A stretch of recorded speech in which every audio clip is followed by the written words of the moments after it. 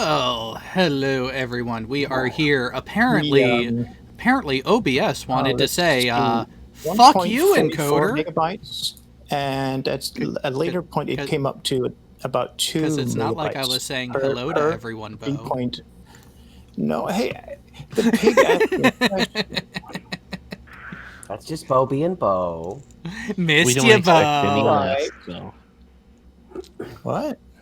Missed you, Bo. Oh yeah. And I'm inebriated, so that's not good either. So yeah. Woohoo! It's only 9 a.m. Why are you inebriated? Because he's a It's true soldier? It's Yeah. past 3:30 a.m. in the morning. So fuck you. I already sent her the link. All right, let's get it out of the way. Yell at me for falling asleep. Peg, are you still awake? No, You know I what? was asleep on the inside. Wait. So about 20 minutes ago, when you asked Burns if he wanted to play a game, was that just so you could go to sleep? Yes. I didn't fall asleep on Space Engineers. I fell asleep on which game? No, you didn't fall asleep during Space Engineers because you started getting tired and said, oh, fuck it, let's go to something else. Which, yeah. You know what? I will say this. I'm surprised you lasted 7 hours. Especially That's with what no she sleep said. the day before. Phrasing. Yeah. I'm not going to repeat a comment that my wife said earlier in the car tonight, but let's just say I don't do things quick. Oh. And I believe the exact comment to follow after was, not that that's a bad thing. What the fuck? Long story short, in a way, Yeah, my I like butt that part. touched where Jared's wife butt has been. The seat of the car. If you only knew what all has gone on in that front seat, Pig. Tell me. Nope. That's why I said, if you only knew. Is this why Jared, or is this why Furball doesn't do any, black lights within his car? I don't do black lights Since you anywhere say- because I know what they do. Since you said front seat, what type of car is that? Because it doesn't sound like there's all that much room. But then that's based on Ignorance is European type bliss, cars. trust me. Oh, wait. Do we need to reenact what happened right after Pig fell asleep? What happened? I honestly didn't watch it, so I don't know. Oh, Jay, either pull up that video or I'll send you the playlist that I went through. Hold on just a second here. All I do know is I physically woke up with a migraine, and I think it's one of your faults. Oh, no. It's not just one of us. It is all of us. They and them has a really good point in the chat. If we don't yell at Pig for that, he will be very disappointed. Oh, Pig has already gotten an earful of yelling from someone else who was on the stream. We are just going to fill him in on what he missed. So once Jay is ready... What time edit? Or what time stamp? Is this going to make me sad because I've had a sad day? 5 minutes from the end? Okay, yeah, give a listen to... Actually, yeah, about 5 minutes from the end, and that will let you know if you need to back up or go forward a little bit. Please tell me that the pig snored. Oh, yes. That is he did. That is what tipped us off. So if I muted my mic, I would have been fine. No, because you going silent also raised the questions. Pig, where are you? Did I answer? Sometimes No. you did, sometimes you didn't. When you didn't answer earlier Okay, on... I just have to say I just heard Tornado at 6 hours 32 minutes say don't be a Craig. What do I need to know there? Pig was already... leave it to Tornado to come up with the ultimate zingers there.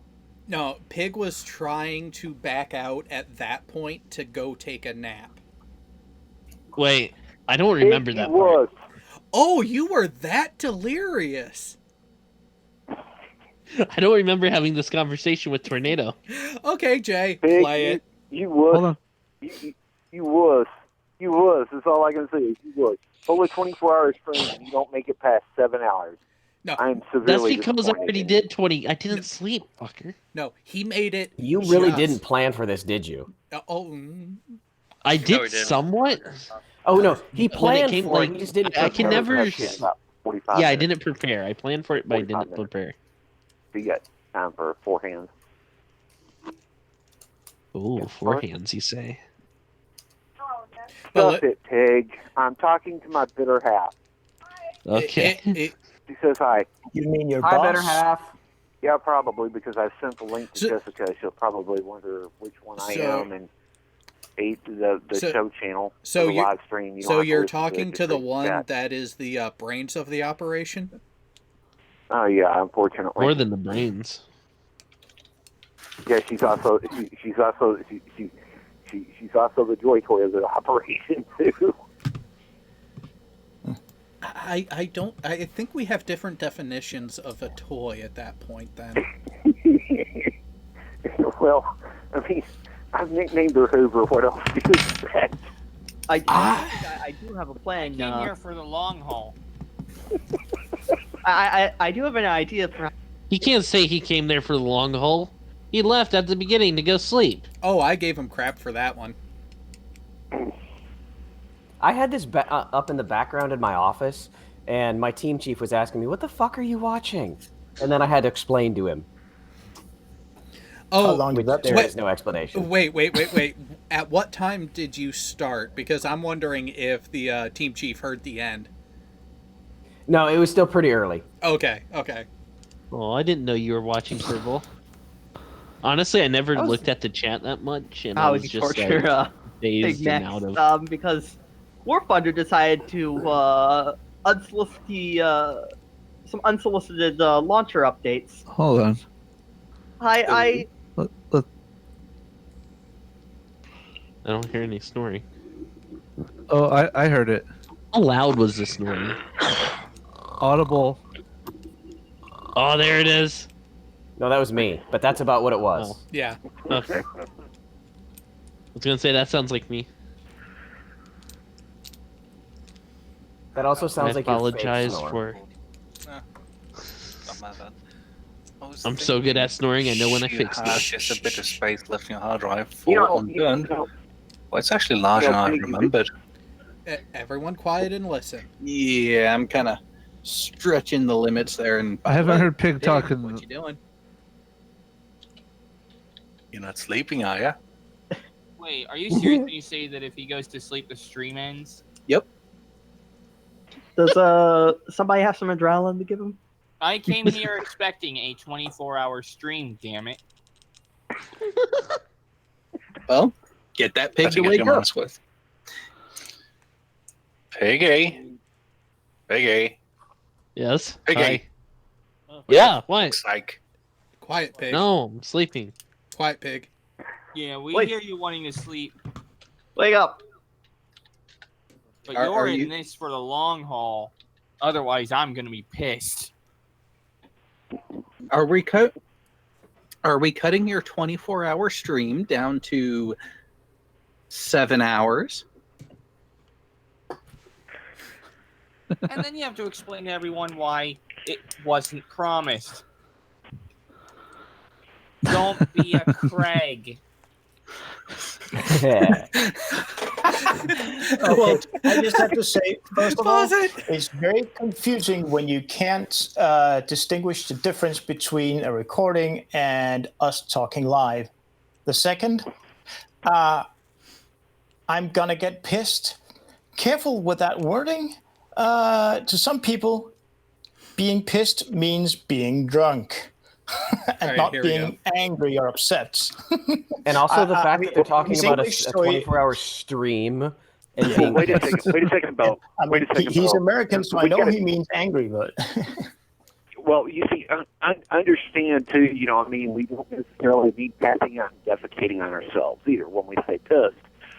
You know, so you know, Speak for and yourself. in Tornado's defense, we all know that he portrays himself as a Christian boy and therefore does not get pissed drunk. I don't But- think I've Well, ever yeah, I known mean, him to according to the drink. Bible, But he you're does allowed swear quite a bit. You are allowed to drink alcohol, but you're not allowed to become drunk. But You're not what allowed does to be a drunk mean? drunkard. Being a but drunkard is it's different than variable. getting drunk. Yeah, I mean, so technically speaking, it is allowed for him to be drunk. Or inebriated, Yeah. and unless yeah. he's from the Salvation Army, in where you have to sign a sort of contract that you're not going to be. But So that's it. But he isn't. So we have quite the question from the chat from the user Darth Killer. What does "Don't Be a Craig" refer to? What that refers to is a video that I made, which is currently unavailable publicly because I know how to actually be. Shut up! That's not true. No,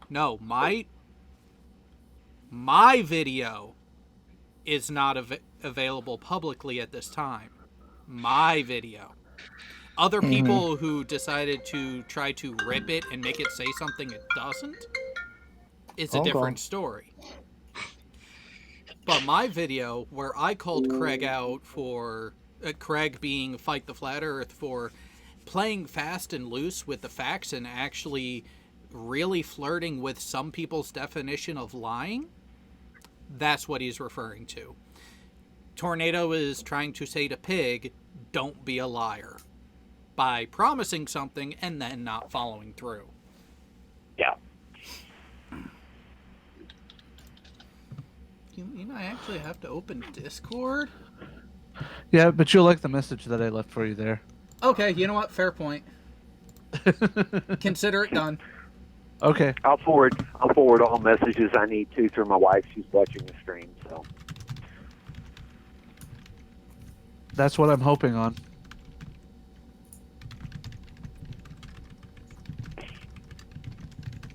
Well, I mean, you should see what she says in a live chat anyway. Well, I think she'll enjoy the message that I just gave her by text. So, anyways, now that we have nice. that Thank out, you. now that we have that, Thank you. Are you being a Craig now, Jerry? What you're You're welcome, now, you wish. That was my what do you mean by suggestion. now? That doesn't make any sense. Are you fag?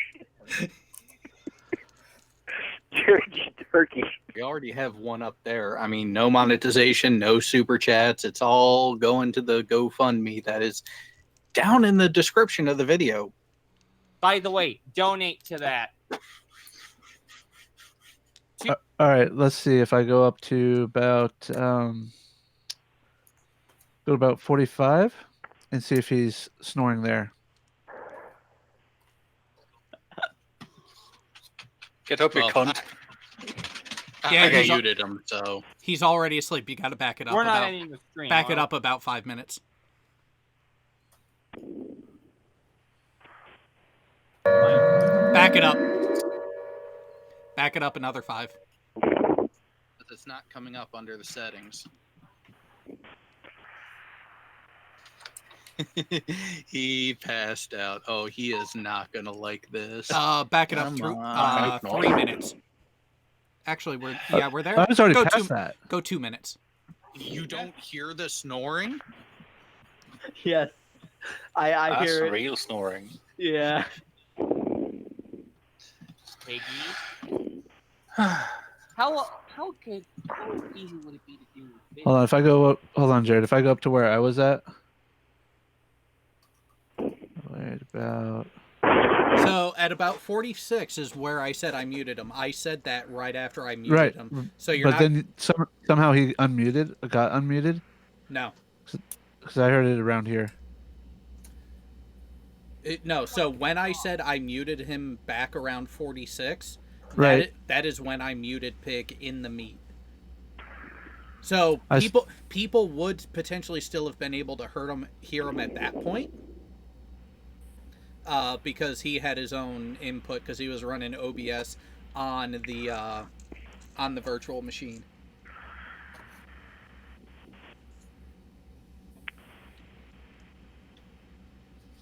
Wow, I'm surprised. Your wife hasn't taken the invitation. But so yeah, around this point, you'll get to hear what I do. So go ahead and play.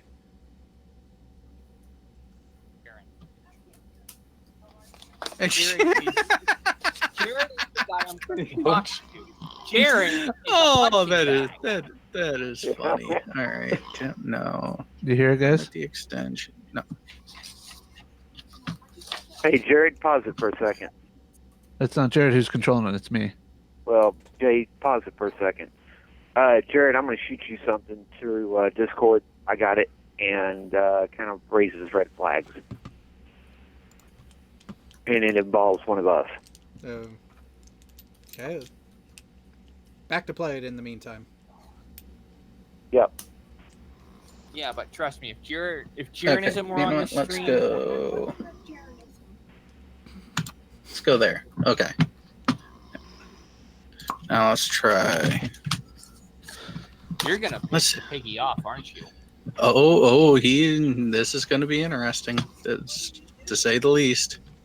You're gonna torture the pig. Cons, I didn't Let's have make this an coming. executive summary of the enlisted ranks. Do you and hear that? titles. Oh, were you seriously trying to play the? Okay. No, I was playing something from YouTube because wait till you hear what I play next. For all branches in the U.S. military. Yes. All right. Oh boy. Let's start with this one.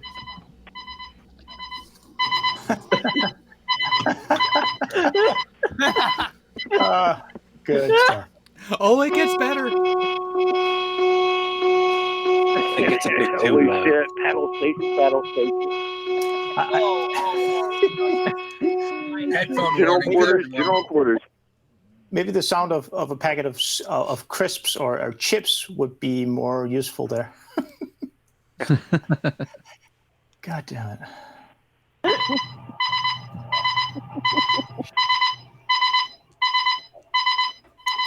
Hey, Jared, tell everyone earbud warning.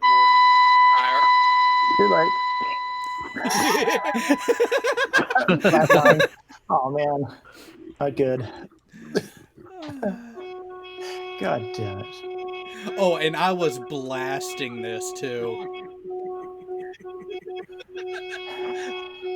Yeah, it would be so I'm cool sure, if your wife enjoyed the blaring of the sax. Headphones are a beautiful thing there. Yeah. Yeah. I mean, it would have been wonderful if just one of us were sufficiently close to him and being a hammer operator that we could sneak in a receiver on a specific frequency and we could just blast it on command without him having to have his phone turned on or something like that. Oh, that's the beautiful thing, though. You should have a CW keyer. Well, yeah, you should have been able to. You should have been able to hook it up, run the audio through your laptop, and do the SOS. Yeah, but we need something that he is not that Pig is not in control of. Something that he cannot turn off. That's what I'm getting at there. Yeah, that's true. You know, Leah's Logic, I can get that playlist over to Terry.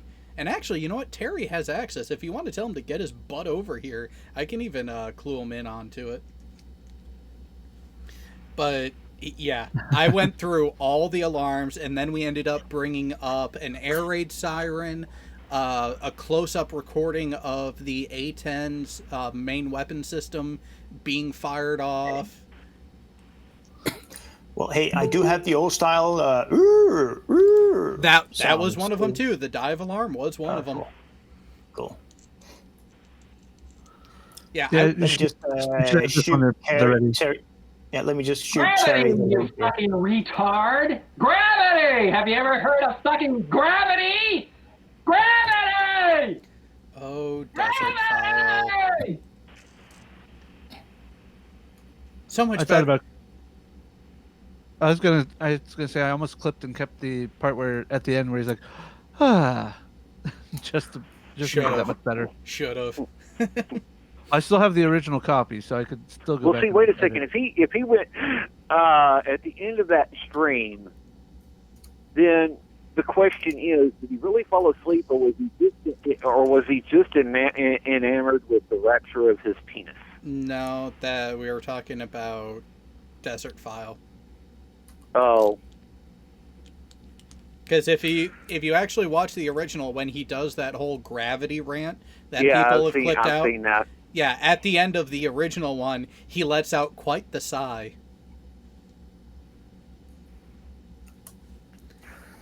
You know, like I said, Red Bull vodkas do wonders for me. I guess. Ooh, They and Them does have quite the idea for the next gaming live stream that is going to take place probably next weekend at this point.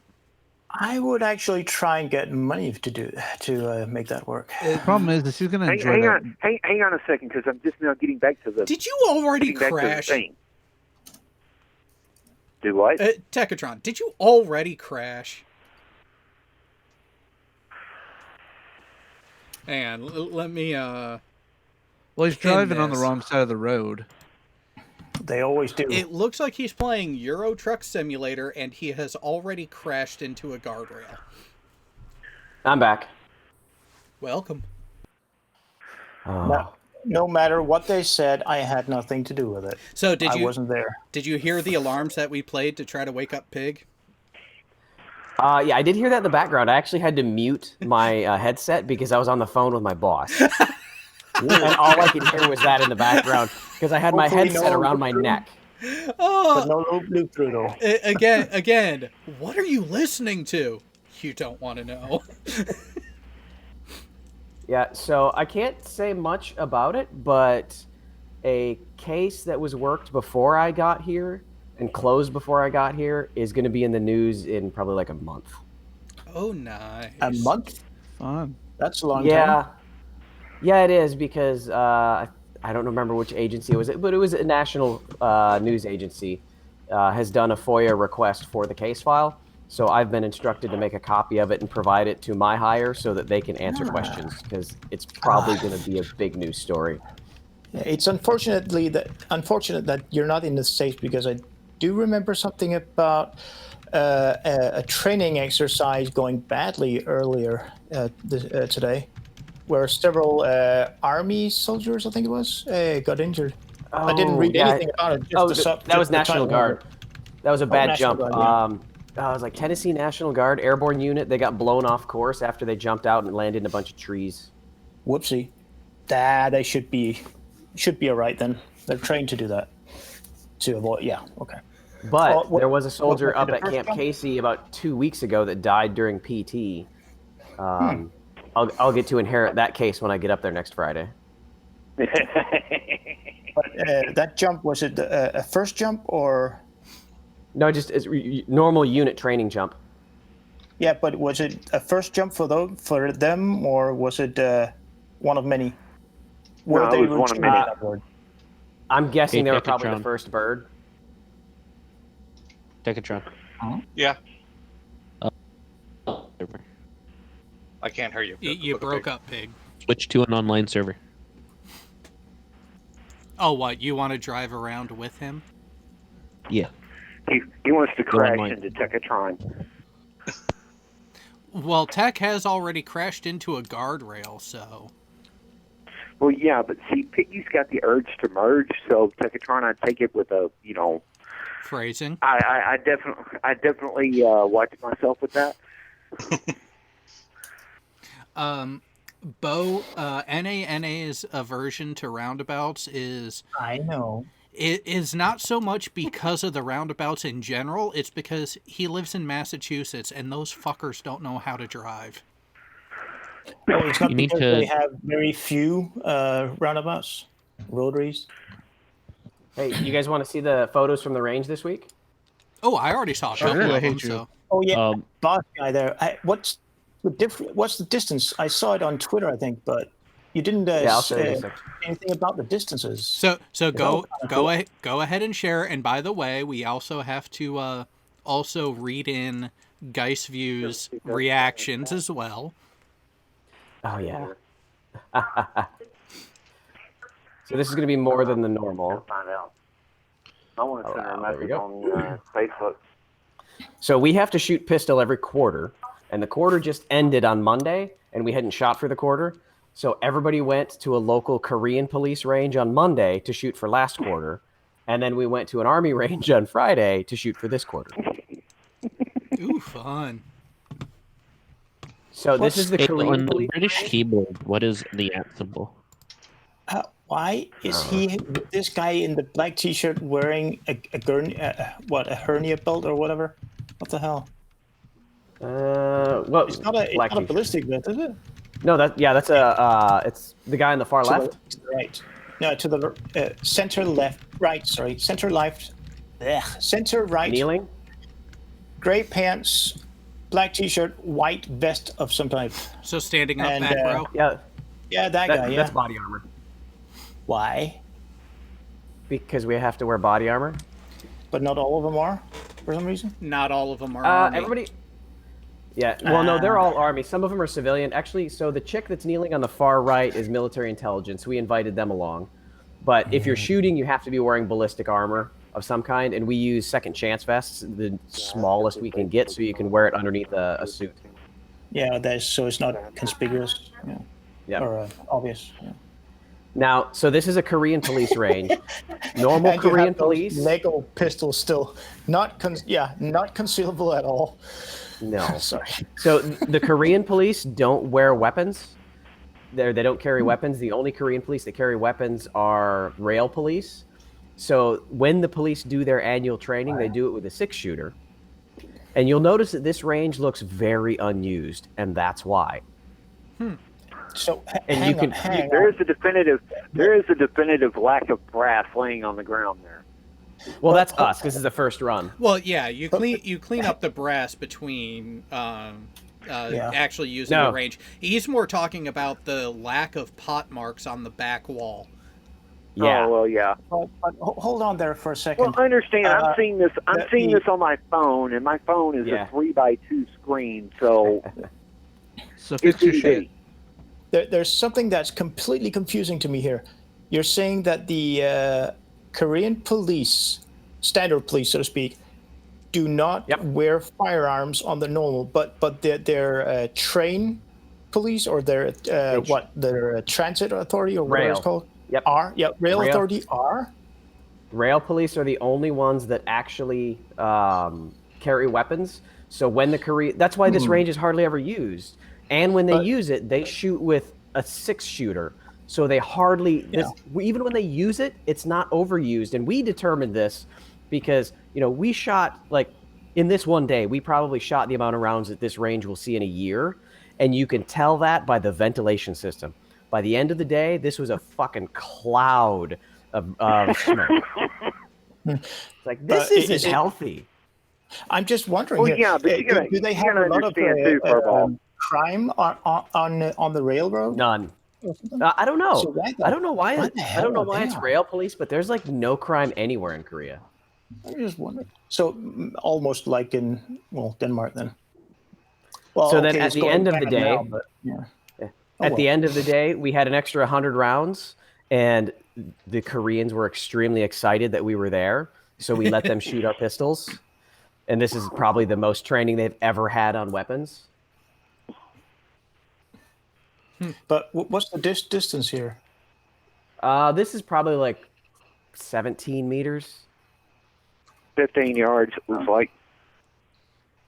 Okay. I love the lean back at station number 4. Yeah. There's always one in the bunch. I'm thinking. Why the fuck is he leaning so far back? Because he doesn't train often. Yeah. Oh. Hey, Furball, I'm thinking that looks like it's 15. It looks like it's 15 yards. Or thereabouts. Yeah, it's not as far as it should have been for us, but this was all we had. Yeah. But this talk about shooting while leaning back a lot makes me remember the first time one of my friends tried firing an MG62 machine gun. That was fucking hilarious. He fell on his ass pretty quickly. Okay, let me open up a political can of worms here. Okay, what did you guys think of the Amber Geiger conviction and sentence? Haven't heard about it. Oh, that one. Yeah, a former police officer came home. I don't know from what type of functions, but she came home and by accident, she went into the apartment above her own, and she discovered a guy sitting in a couch, and she thought that he had broken in somehow, and she shot and killed him. She got 10 years in prison for it. Yeah. Okay. Okay. For murder. Now, For murder. here by the is- way. She was Not manslaughter, but murder. texting one of her partners that she works with, who happens to be married to another lady, which is also part of the fun. Okay. Now, let me give you all the full context of this. Okay. When I was working security down in Dallas, I worked her apartment complex. To make entry to this floor, you have to insert your key card that will also activate the door. The problem is that key card will open every door leading into the garage, front door, if you choose to walk out. The only way to get up and down in this is to first access the garage. The elevators are all in the garage. So it's very easy for her to park on the wrong level and get access to the 4th floor, and she lives on the 3rd floor. So it's I'm the guy in the middle. It's an apartment complex with apartments on every floor and parking garage on every floor? Yes. Yes. And the this only is what way happens to when you give access- somebody else your phone to take pictures of you. Oh, of course. Well, the only way to access the floors of this building is through the parking garage. You don't. There's no internal elevator. The only elevator is in the parking garage.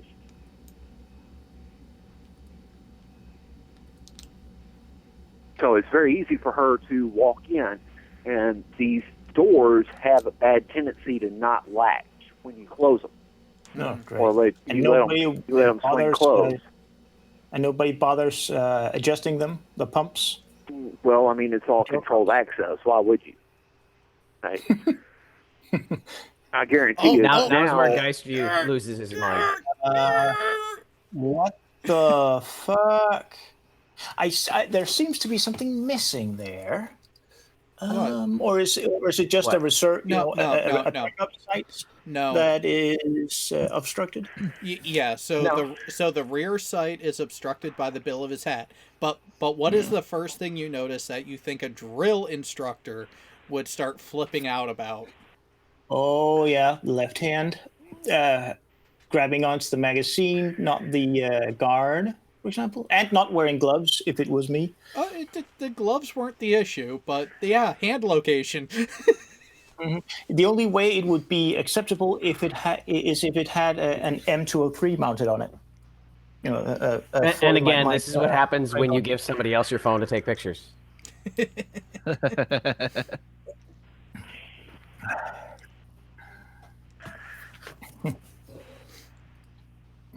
Oh, and then we saw this on the drive back. You know, Jared, you know something? My wife does not know how to play Whack-A-Pig. Again, I asked her a question and I haven't seen a response. I don't think she's in the chat anymore. She's not in the chat anymore. She's talking to her cousin. So she's not even paying attention to you anymore. Yeah, well, what do you mean anymore?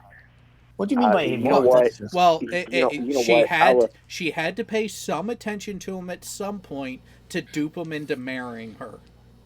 No, that's true. That's not true. So Geist View lost his mind when he saw the hand placement. Damn it, Pig! You're supposed to wait. We're supposed to give the wife the first shot. Frickin' Pig. Oh, did he time me out? Did Pig time me out? Oh, and I got burnt like hell on the back of my neck and my arms. Gee, I wonder why, you pale little bastard. Bastard? Bastard. It was a good day at the ranch. It's not often that we get to go shoot twice in 1 week. Shit, we don't go shoot twice in a month. I haven't shot twice in a year in the last 5 years. Okay, so one more thing. One of my guys is getting ready to go to the promotion board. Ooh. and he has to know the creed of the non-commissioned officer. So somebody posted it, printed it out, and posted it above the urinal in the bathroom, so that every time he goes into piss, he can go in and read off what the creed of the non-commissioned officer is. So I did this. Oh, what did you do? Oh, leave it to the woe to do that. Yup. Did you the one on the left, the right there? Did you write that in the imaginary Comic Sans, Shuri? First of all, No, he wrote it in invisible ink. But here's the thing: yeah. when I'm looking. when you take it to heat and expose it, it's just a face laughing at you.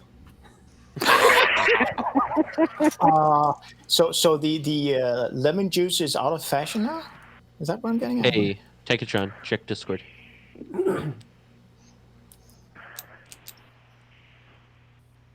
Probably not a good idea while he's rolling down the highway like that. He's gonna kill people. Don't listen to him. He's trying to make you crash. No, actually, answer Discord. And whatever you do, We're all don't gonna look die. back at the highway patrol officers. They are not chasing you.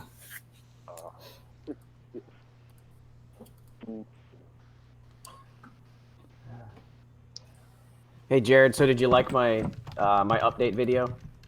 I did. I didn't get to leave my comment yet, but I still say it's not unexpected. Well, it may be unexpected, but it's not that it isn't fun. Yeah. Not that They're it's not pointless. offensive. They're part of hate speech. Did you watch the A bowl video? cut is now part of hate speech. He's talking about something else, I think. So, so with this, I got to experience something that we have said over and over and over with the scientific process, that flat earthers will claim that globe earthers and scientists don't want anything to do with change. They're stuck in their ways. It's a religion. They're not going to change their mind. And we always continuously say, it's like, no, we're kind of excited when bad things happen, or when things happen that we don't expect. So here, let me... Which, by the way, So yeah, go ahead. Go ahead. I was going to say, I experienced that this week because when this first happened, I lost my mind just a little bit because I couldn't fucking understand it. So, and for about the first day, I was distraught because I didn't fucking understand it. And since then, I've been excited that, because this is something I didn't expect, and that's what we keep saying is like when something happens in science that you don't expect, it's exciting because now you have to try and explain something new. And it turns out that a giant fucking magnet will push lead. I'm honestly not surprised. Well, I wouldn't have been if I'd done the research. Exactly. I mean, it's not just a matter of an element, etc., being magnetic. There is no such thing as magnetic. It's either non-magnetic, ferromagnetic, diamagnetic, or paramagnetic. So, Yeah, I didn't do that research. Yeah, which Exactly. which lead is diamagnetic, and just the look on the face. Wait a minute, let's try that again. Yeah. That. Water is diamagnetic too, and glass is too. Yeah. Yep. Well, Yeah, I put up a video that had those. Yeah. So what I find interesting is the one comment that you pulled from our back and forth, which really was quite fitting. Yeah. Gotta love this fun stuff. That doesn't help. Did I tell you what AB Science said? Oh, I can guess, because he and I have actually had a number of conversations, and he probably went fully into depth about the full interactions and everything, and you could see the confused look. Yeah. So, yeah. Well, in the end, what he asked me, he's like, this might be a strange question, but which way is north? You may have just created a giant compass. Actually, you probably did. I could do it. I could, if I rubbed those magnets on the lead on one end, I could turn that thing into a giant compass. Temporarily. Oh yeah, temporarily. See, and this is why I asked when I found the magnets, what strength do you want? Because these are fucking liking. I am so glad that we got him that big, so that the results were this massive. It forced me to recognize that my hypothesis, because I hadn't researched it, was completely wrong. Furball, did you sterilize the magnets before you put them in the area? How do you sterilize a magnet? With some rubbing alcohol. cleaning. Jared said he rubbed his taint on it. Pig, don't lie. I it was his balls. And he teabagged them. Yeah, exactly. And by the way, Chris Ketsolis says from the live chat, most used phrase in scientific research. Now, why did it do that? Yeah, exactly. When that happened, I called my buddy up here because I did it at like 7:30 in the morning before I went to work. And as soon as it happened, like, what the fuck was that? I actually went in the room because I thought that I'd made contact. So I hit stop and I called my buddy. We FaceTimed. I showed it to him and he's like, dude, they're going to fucking jump all over you for that. But now that I remember to try and reverse the polarity of the magnet too. I don't know how it's built, but well, it's not going to matter because a diamagnet will repulse no matter what. For the, test for people saying you whatever. I didn't. I thought about it, but it would have been a pain in the ass to switch those magnets around. Yeah. Because here, I'll reshare so you can just see how they're attached. Yeah, I was going to say, did you not see the live stream where they were installing them, Bo? I've been practically hiding, just making sure. barricading myself lately, so no. Yeah, you can see that. Let me see if I can make it a little bigger. It's a double-sided fishing magnet, right? Kinda. It's yeah. Yeah, it's a 1,200-pound pulling force neodymium magnet. One of the small ones. Okay. Yeah. Small. And then we had to zip tie it to the Lazy Susan bar just so they'd stay there. Yeah, that was my you do thought. not want to mess around too much with them. When I saw the rebound, I thought that I may have made contact with the little bit of the zip tie that's sticking out, but nope. Yeah, so you want to see what happens when you get them stuck together? Oh, I know exactly.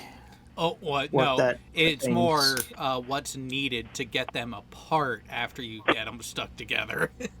Yeah, that's what's needed, and 5 minutes of manual labor. Oh, seriously, my buddy was bouncing on the scissor bar for about 2 minutes before it even moved.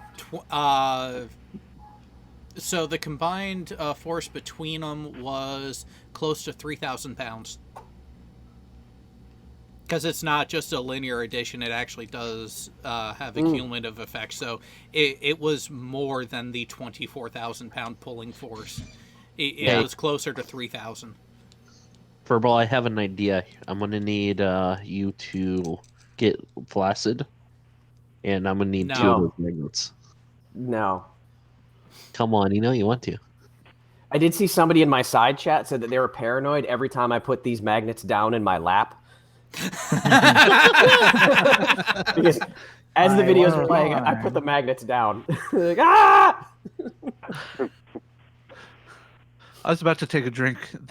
So glad I was half a second behind. Yeah. But yeah, so you know, those are my interesting results. So it is rather amazing how when you use a weight that is half the mass, it is also half the weight, and you get half of the deflection. It's almost like they're correlated. I know. Did you like the Earth background? I did. You know where I stole that from? Scott Manley. He just put that out last week from all of it. I don't remember. It's Himawari 8 or one of the other satellites. He stole one image like every hour for a week. Oh, wow. The actual video of this is 10 hours long. Good Lord. That's some dedication. Yeah, but I compressed it so that it moved a little faster.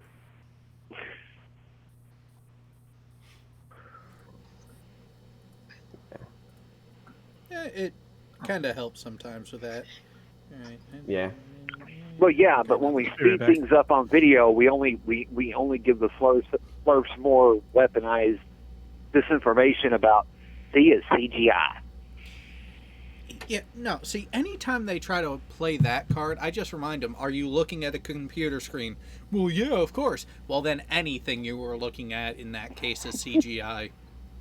Yeah. Yeah, that is true.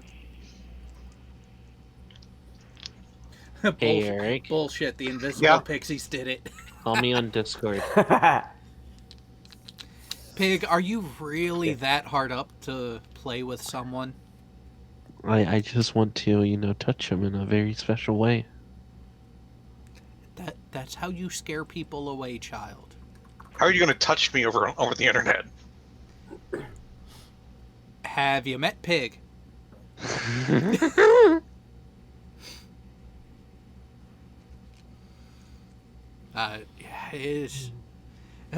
It's fascinating sometimes the things that you come across when you are actually trying to do something, I don't know, what's the word? Scientific?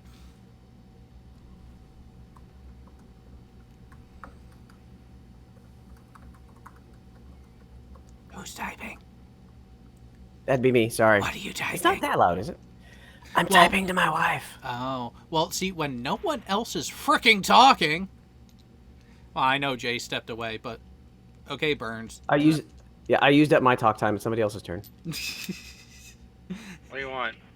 This week on Veterans Talk Weekly, the part of Geistview will be played by BM Furball.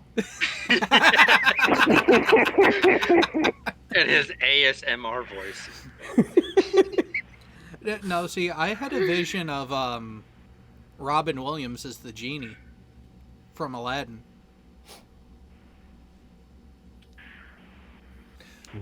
It's still better than oh God, who was it? The Will Smith. Dennis Leary. No, Dennis Leary. During one of his comedy shows. If the variable is independent, it can account for itself. A self-dependent and independent variable? Oh, God. Yeah, God would classify as one, yeah.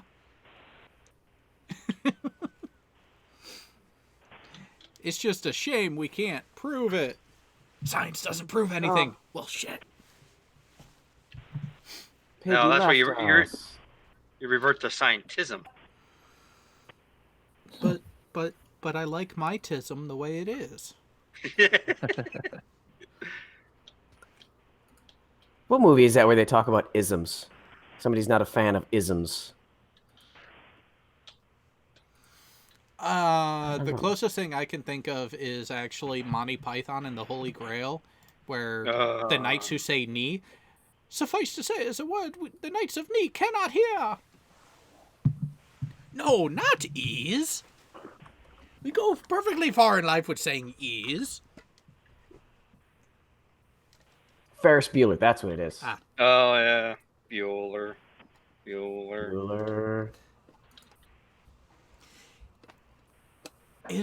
Is Ben Stein known for any other type of character from a movie?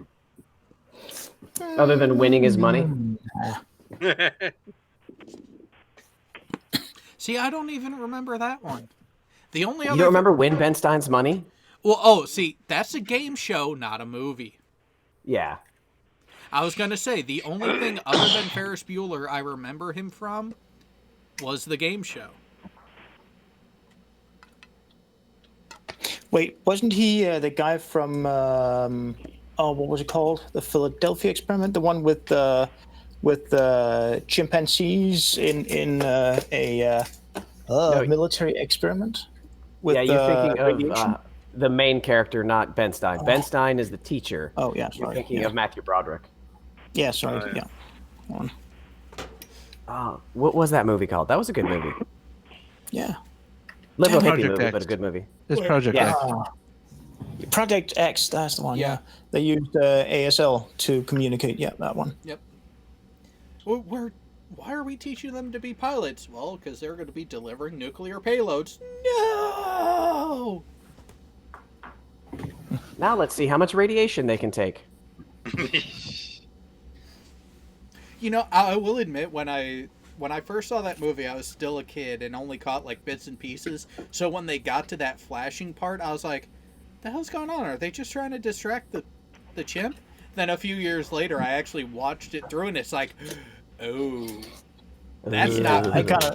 I kind of freaked out when I saw that one. I was older than Jared. Yeah. I think he even got some nightmares with that one. Can't remember how old I was, but yeah.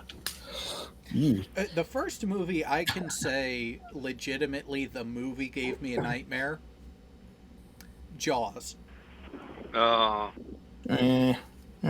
Now remember, what branch of the military did I join? Yeah. I just have to comment on the conversation that's happening in the side chat. They and them. Or no, NANA, can you please tell the court on this doll where God touched you? And Chris Castolas' response shakes the doll at Judge. Everywhere!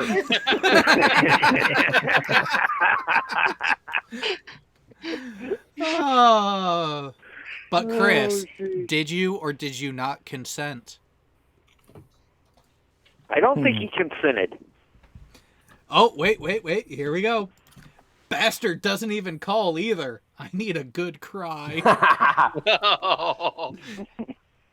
Doesn't give it half a decent. So what was that you were showing off there, Jay?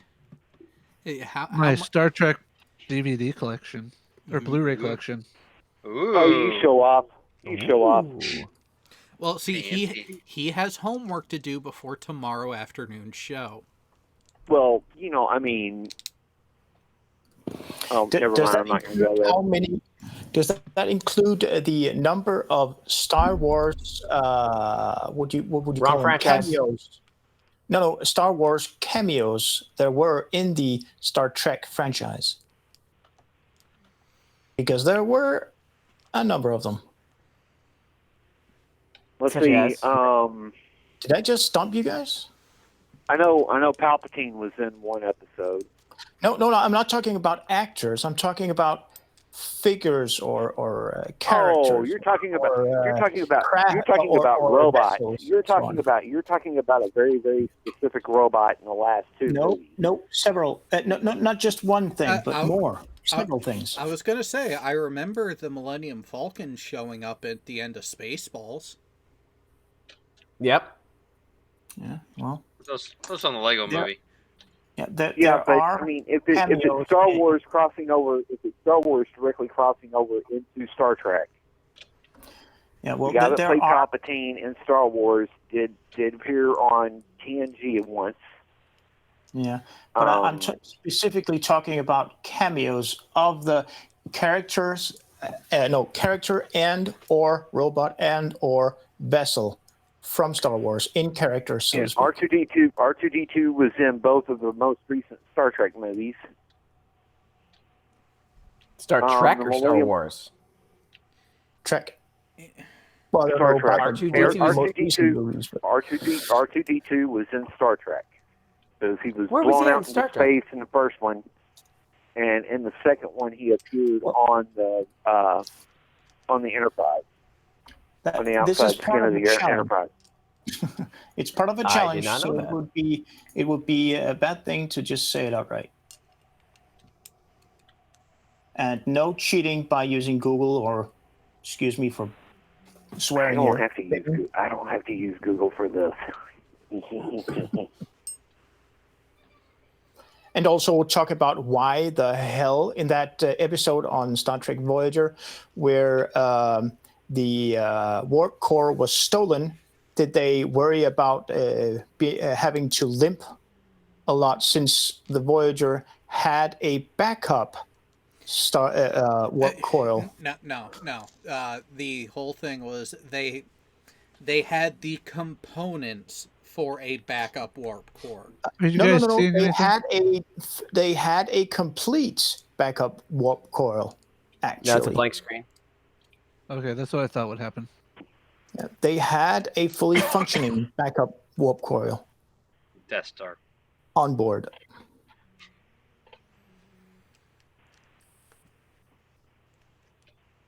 In Blank other screen words, again? a hot swappable warp core. Blank. That's a weird thing. Blank screen again. That's what I thought. And Power there DVD, was you suck. also, yeah, there Oh, was it's locked also a captain shot, but they never used it for some reason. Oh yeah. There was Captain Shot was like almost, except for the one movie they did use it. Well, no, I'm talking about Star Trek Voyager. Why didn't they use it for? The Voyager had a captain shot, but they never used it. No, but they spent a lot of energy making a super shuttle. Sort of it technically wasn't the captain's yacht. It was called the Aero Shuttle. Yeah. Okay. Fair enough. I can't remember the name of it. Oh, there you go. That's working, J-Bro. Yeah, we can see it. So. I'm screenshotting. Yeah, I was gonna say that's not me. Oh, okay. Yeah, definitely gonna need to screenshot a bunch of that. But in the meantime, because fuck CBS. CBS or OBS? CBS. Oh, okay, fair enough. Because they are so happy. Oh yeah. Apparently, because the purveyors of the series the show, the whatever the hell you want to call it, Axanar, wasn't so specific, they are actually trying to sue that production team yet again. Again? Oh jeez, I thought they already got through the first thing. What the hell did they do this time? Well, apparently because professional actors are donating their time to be a part of this, i.e. J.G. Hertzler and a bunch of the others who were in the 20-minute long prelude to Axanar. Oh, yes. Because they still want to do the project and are donating their time, because they are professional actors, CBS is butthurt. Because that's the thing though, is that the guys that produced Prelude to Axanar, they agreed that they would not use professional actors, even if they're unpaid. If that's the case, they're in violation of the original agreement and deserve to get their butt sued off again. Oh, there is so much more. And it wasn't even just that. It's language that they are using to describe the project. Simply a slip of the tongue is listed. Okay. NANA, he stated, sorry, but I hated the first Star Trek. So did the rest of the planet, but that's kind of why we're doing the review of it tomorrow. Yeah, we're not just saying that it was a bad movie. We are going to explain why. Now, granted, there are some parts that were good. Like, there is definitely some PvP that was good in that movie. But... no tribbles. It sucks. Yeah. Scotty wasn't drunk enough. Hey, unfortunately, William was being an ass and a bad actor all through the whole thing. So, well, Will Shatner. I do have one question. I know the guy that played the second in command on the Enterprise in that movie has been convicted of sexual crimes. Really? Oh yeah, you didn't know that? No. Yeah, he's a pedophile. Ooh. Yeah. Ooh. Yeah. NANA is okay. Now the question I have is, how in the hell does he have sex with a satellite? What? That's the end of the movie. Have you seen the end of the movie? I've seen the end of the movie. I'm still trying to figure out how in the hell. Has Bo? Whoa! Hang on. What has been in the news over the last couple years coming out of Japan? I know that, but this is something completely different because it is not. You are asking how he could have sex with a satellite and how he could be charged on it when there are companies quite literally making robots for sex, and people are getting mad because it's taking the jobs of prostitutes. But see, Jared, that's the thing. This thing. How is that not the same thing? It's not the same thing because it would take a human mind to actually think of something like this. This satellite was not sent with that information in mind.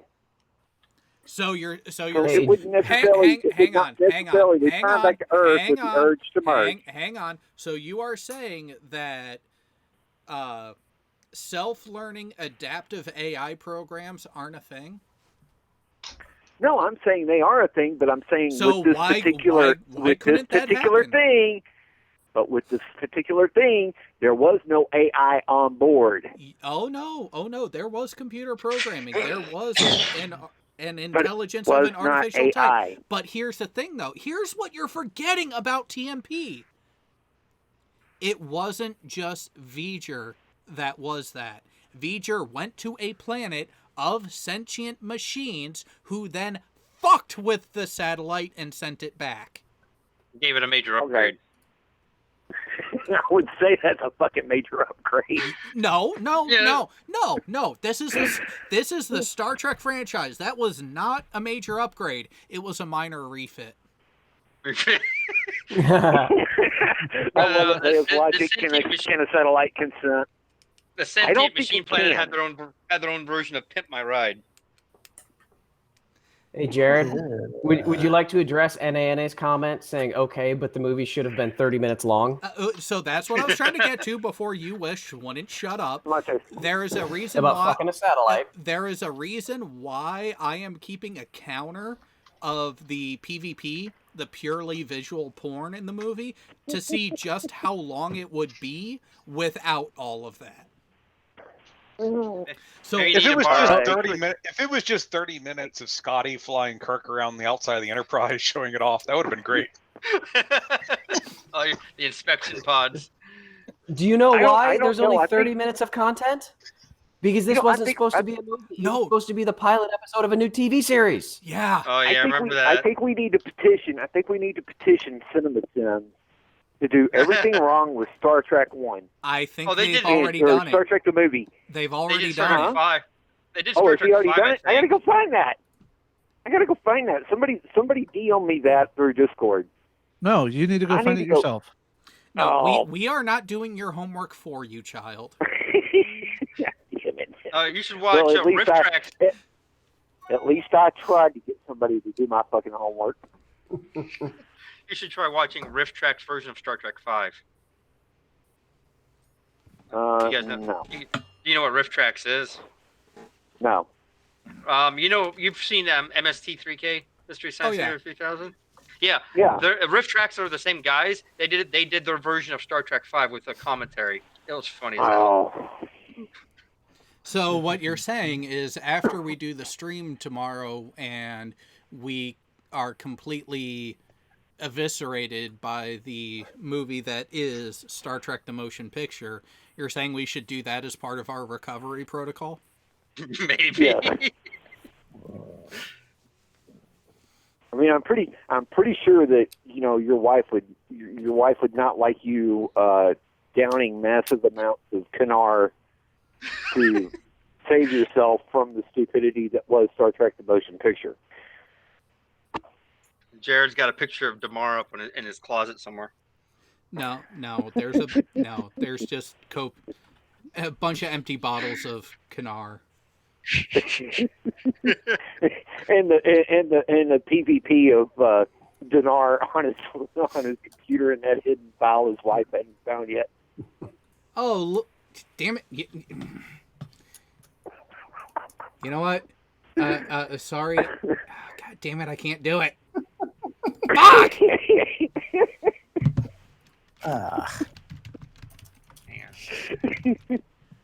He's trying to furiously mute me. No, not at all. I'm in the wormhole scene right now. This just is God. Oh yeah. No. Belay that God. You know what you need to do after this week's episode of Kanar with Kanar, Jared? You need to do the stupidity that was Star Trek 4, The Voyage Home. Oh shit! That was still one of the better movies. It's in the You know, top well, three. it may have been one of the better. It would have been one of the better movies, but all it was a freaking rewrite to Free Willy. To the motion picture. Frida Willy or Free Willy? The only thing was they had to go back in time and save whales. They had to go get humpbacks. A pair that was pregnant. Yeah. It was safe to travel. Hang on. It was entirely the same movie, except all the parts that were different. Which was about 25% of the plot line. Which was no. The only plot point that is the same is the fact that they were saving Earth. Oh, from an unknown something. An unknown source. No, they were saving Earth from a satellite that was wrecking the planet. Well, not just the planet, anything in the vicinity. Yeah. So you have. So here's the thing. Yes, this probe also caused damage along the way, except recoverable damage. Yeah. Time travel wasn't needed in TMP. No. A extinct species wasn't needed in TMP. Extinct technology, yes, but not a species. And it was actually something that they still had access to in that time. Yeah, it was just a communication method. Yeah, the go-to code, or what do they call it? Yeah, well, the transmit data code. That's what it was, yeah. Some old Morse code or something. So on UH or whatever the frequency was. I think what that satellite used was an early version of TACRAT, or was a version of TACRAT. I think it's 25 or older. Oh. I still have an hour and a half of screenshots to get. But again, You're like, let's simplify it. Chunk it up into major sections of scenery.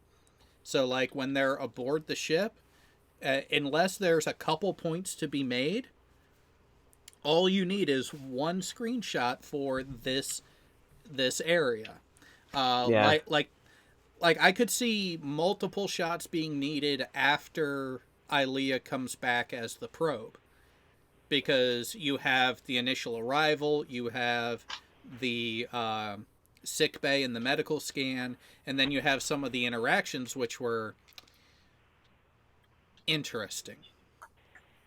But outside of that condensed portion, the rest of the movie, there are really only probably a handful of other spots that you really need, other than maybe trying to trim some of the stuff that we actually want to show. But here's the thing, on all the captures, when we show them on screen, we're going to have to invert the image. Oh, yeah. Really, just showing it? Yes. So one of the first episodes where we showed the comparison between Star Trek Discovery and Halo, CBS copyright claimed the segment that was the Star Trek Discovery, despite it being low quality as fuck. You're kidding. This is why Furbol's face over them. This is why I say fuck CBS, and this is why if you actually watch the intro clip that I used for Kanar with Damar, you'll notice if you actually go back and watch the episode, it's flipped 180 degrees for that reason. For that reason. Are you able to invert whatever I screen share with you? No. On your end? Nope. You'd have to do it yourself. So, that's going to be a lot of inverting. Yes, it is. Enjoy that. This is why Airframe View, you can set up that application up to do what do you call it? Bundle changes or edits to photos. You just set up the requirements and hit select the number of photos and hit go, and it'll do everything you set it to do. You don't have to do it manually. I'd have to figure out how to do that. What's it called? Oh, I'm just kind of curious. I'm just kind of curious, guys. Yeah, okay. thank you. Mark Sargent went over and made a post on FTFE's channel today. Yeah. And so I shot him a message.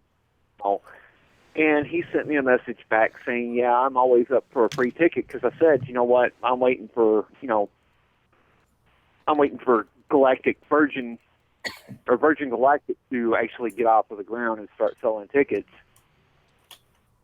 You know, maybe you should go get one and go take a look yourself. And he went off on his spiel. So again, he's in it for the curious. money and notoriety. Shocking. Yeah, well, he's always in the mood for free tickets too. So my question to you guys is, should I tell him I'll just wait to meet you in Dallas? If you feel so inclined to do that, that is on you. You know, speaking of BSG and Caprica, I forget where I was, but the question came up about reboots and everything, and Battlestar Galactica, that reboot, I did not enjoy. However, Sci-Fi and the early termination of Caprica, mistake. Oh yeah, I like that. There was so much left of that storyline that they could have done that, and it really was a good show. I enjoyed Caprica much more than I enjoyed the remake of Battlestar Galactica. Because, sorry, the womanizing lead character is not a woman. Well, yeah, but that's beside the point. I actually like the storyline and the plot lines to it. Well, yeah, because it was the same as the original. Well, you gotta understand. I'm old enough to remember the original as they aired. Okay, Dirk Benedict did not really hit his acting stride until the 18. Yeah, but at the one episode in Galactica 1980 that he appeared in sucked. Oh, by the way, NANA, I look at the totality of a series, not just the visuals. If you could take elements from each and make a perfect show, you could. Just like, I will say this. Tron, the 2 movies, take the visuals of the 20-something year later remake, sequel, take the visuals that we can do now and put it with the writing and the acting of the original. Great fucking movie. Yeah. Well, I mean, even for its time, though, Jared, Tron was cutting edge. At its time. But just imagine how big of a hit that movie would be now if it didn't already have that attempt. Look at who did the original Tron visuals, and look at who did the sequel 20 years later or 30 years later. Okay. Tron 1984 was not done by ILM. No, I know. Tron the sequel was done by ILM. ILM actually pioneered a lot of the visuals. Trust me, I know this. That's why I say, if you were to combine the two, just think of how much more awesome that would have been. Oh, yeah. No, but I mean, Tron as a storyline by itself, I think, really, to me, really stood the test of time. Oh yeah, the first Tron is Tron 2 was really, really a letdown because that was not. It was the lack of story. It was the lack of story. It was the fact that they completely castrated Jeff Bridges' character. No, I can definitely see that. The character development and the backstory that they gave, this is where I say the major failing of Tron Legacy was the application of the writing for the totality of the movie. There were glimpses that made sense, such as Jeff Bridges' character actually making clue, saying, hey, we're going to do this, not thinking how his language and his directive would end up being misinterpreted by a basic system, by a basic computer system. And then you see where that ended up after he got stuck in there, which, again, it makes sense compared to the original, because go back in, hey, we're going to make this huge, wonderful thing. We're going to make the perfect world, without realizing that in order to have that perfect world from a human mind's aspect, you need that little bit of chaos. You need that little bit of unpredictability. Because if something is too perfect from a purely systematic, machine-based mindset, you get what you get in Tron Legacy. Yep. And this is where I say, the initial premise, the idea of going back to that franchise, to go back to that world, was a commendable choice. It is the mechanism and the lack of the in-between writing that they really failed in execution. Bits and pieces like with Korra, there could have been so much more with that character, but there was so much other stuff that they had to build up that she didn't get the character development and the continuance that the character really deserved. But at the same time, I think this is where Disney kind of went wrong. They expected the movie to do better than it did, which would have justified a sequel, which would have been Korra-centric instead of the kid. That's why they did the Tron animated series. Yeah. And I watched that. That was only one season, but it was pretty good. It helped fill in some of that backstory you missed up on. Dealing with Korra was one of them. And they had Elijah Wood as the voice actor. Yep. I watched some of that. It wasn't hard to get into. It was just once you got out of the loop on it, it was hard to fall back in unless you went back and watched all of them. That is another thing with a bunch of the more cerebral universes and IPs. You gotta have something that you can chunk enough that you don't entirely lose people if they miss even just one episode. But that's where anime gets a bad rap, because when you look at especially 80s and 90s anime with the whole, we're going to do 10 minutes of recap, 10 minutes of actual story, and then 10 minutes of the next time on. Oh, and then 10 minutes of yelling at each other. Yeah.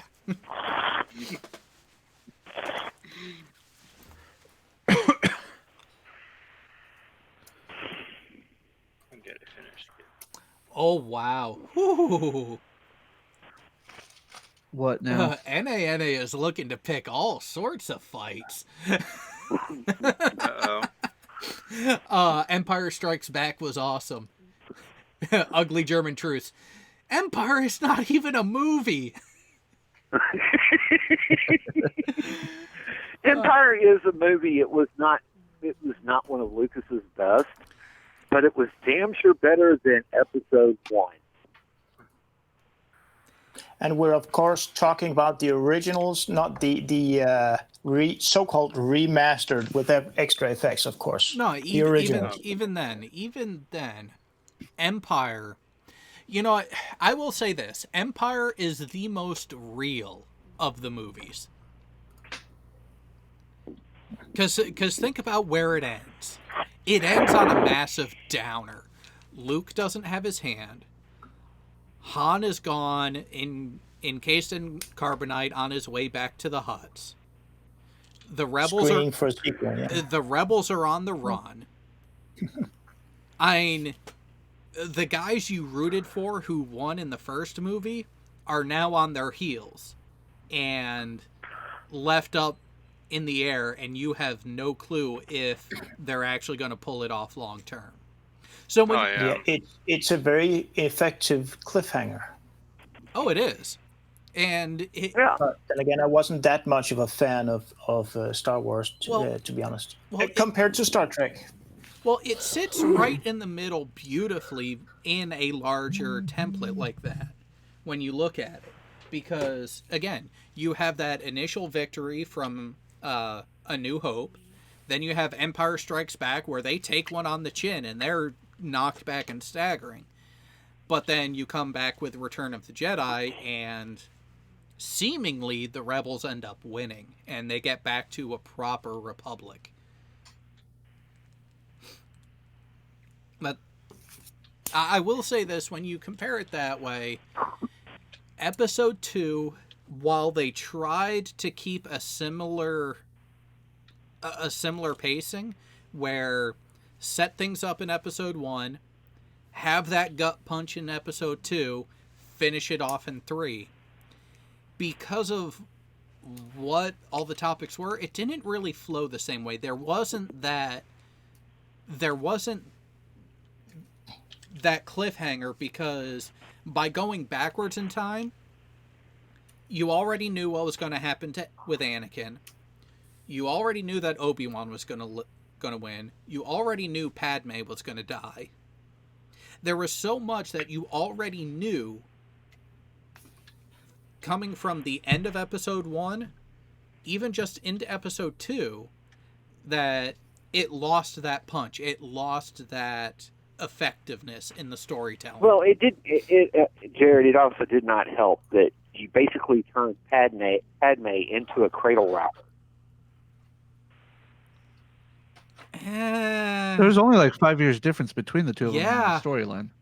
In the book, in the movie, there's like 10. So, No. Padme's character in the movie was 14. Yeah, she's a child ruler, isn't she? Yes. Yes. She was a child queen. She was early teens. Even though their queens are temporary. Yes. And elected. And elected. So, to call her a cradle robber really isn't that much. It really isn't that founded, because the age difference was not that far.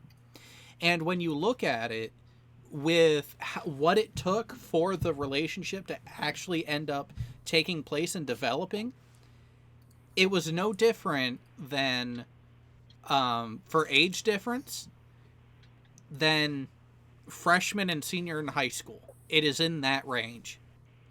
But they don't actually start dating until the younger one is actually in college.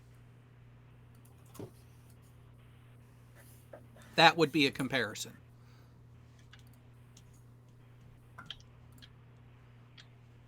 I don't know, when me and several shipmates saw it, it was kind of...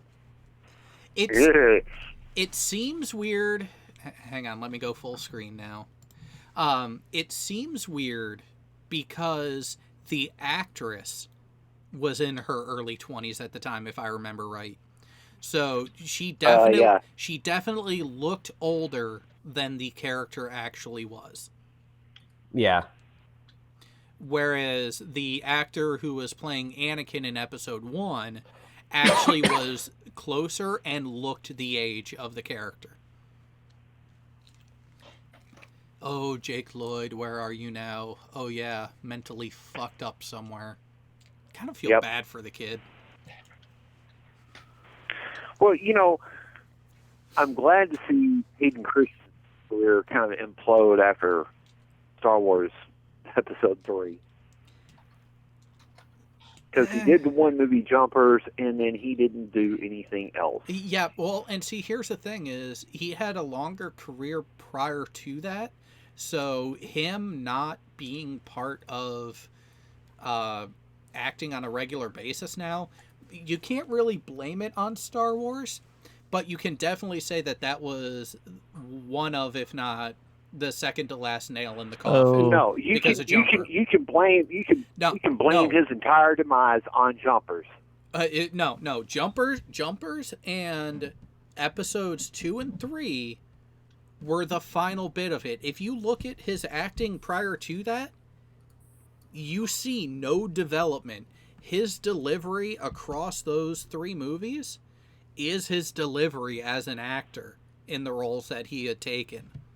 So when you look at it, him going away and him getting flack for it, it's, dude, you didn't get better at your craft like was expected. Yeah. If you don't progress as an actor, you're not going to have a long career. So, question. Would you say they were filming in like 97, 98 for a release of 99 for episode 1? Yes. So Natalie Yeah, Portman 99 would have for been episode 17 1. or 18 when they were filming this. Yeah, late teens. So. Yeah, and because she's only like 4 months younger than me. Yeah, so she was late teens during the filming, playing an early teen. So, yeah, it's just some people have a youthful enough experience to play it off. She doesn't. She didn't then, she doesn't now. Although now, her current age, she can play a character that is younger than she actually is. She is one of those women who actually does have that ability. Well, yeah, she's got the rack to support it. No. Oh, funny. Hayden Christensen is also my age as well. He was born in 81. Yeah. Let's see. What has he been in since Jumper? New York, I Love You, Takers, Vanishing on 7th, Quantum Quest, So American Heist, Outcast. All right, so NANA said, don't blame the actor, blame the script. No, I blame both. I blame both because a good actor will make up for a horrible script, but at the same time, a horrible script will doom an actor.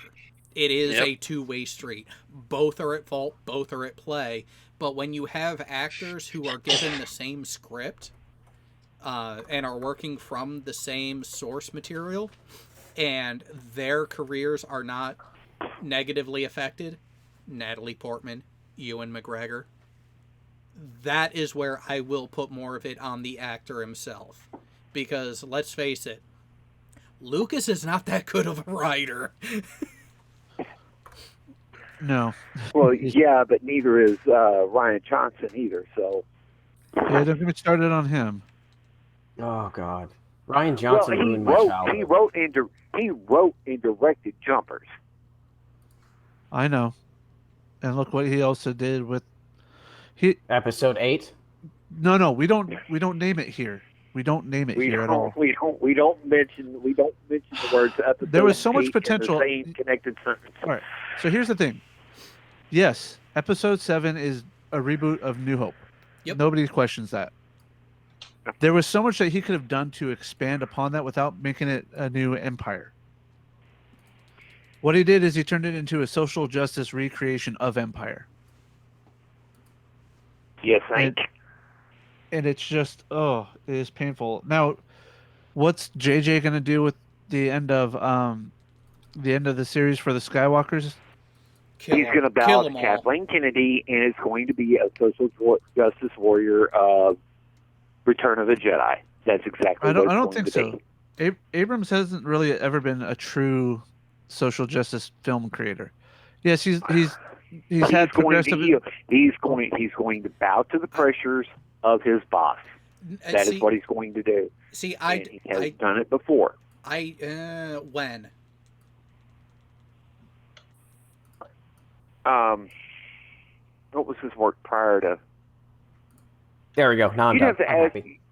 You'd have to ask me that. You'd have to ask me that when I'm already through. Almost through a plane of Flip it, freaking Starball, because Disney's even worse than CBS. Yeah, because so prior to picking up the Star Wars franchise, J.J. Abrams worked on the Star Trek reboots, which, when you look at it, he was actually trying to be consistent with the characters as they originally were, just refresh it for a new generation, which is why I am not as critical of the Kelvin Timeline first movie as the rest of it.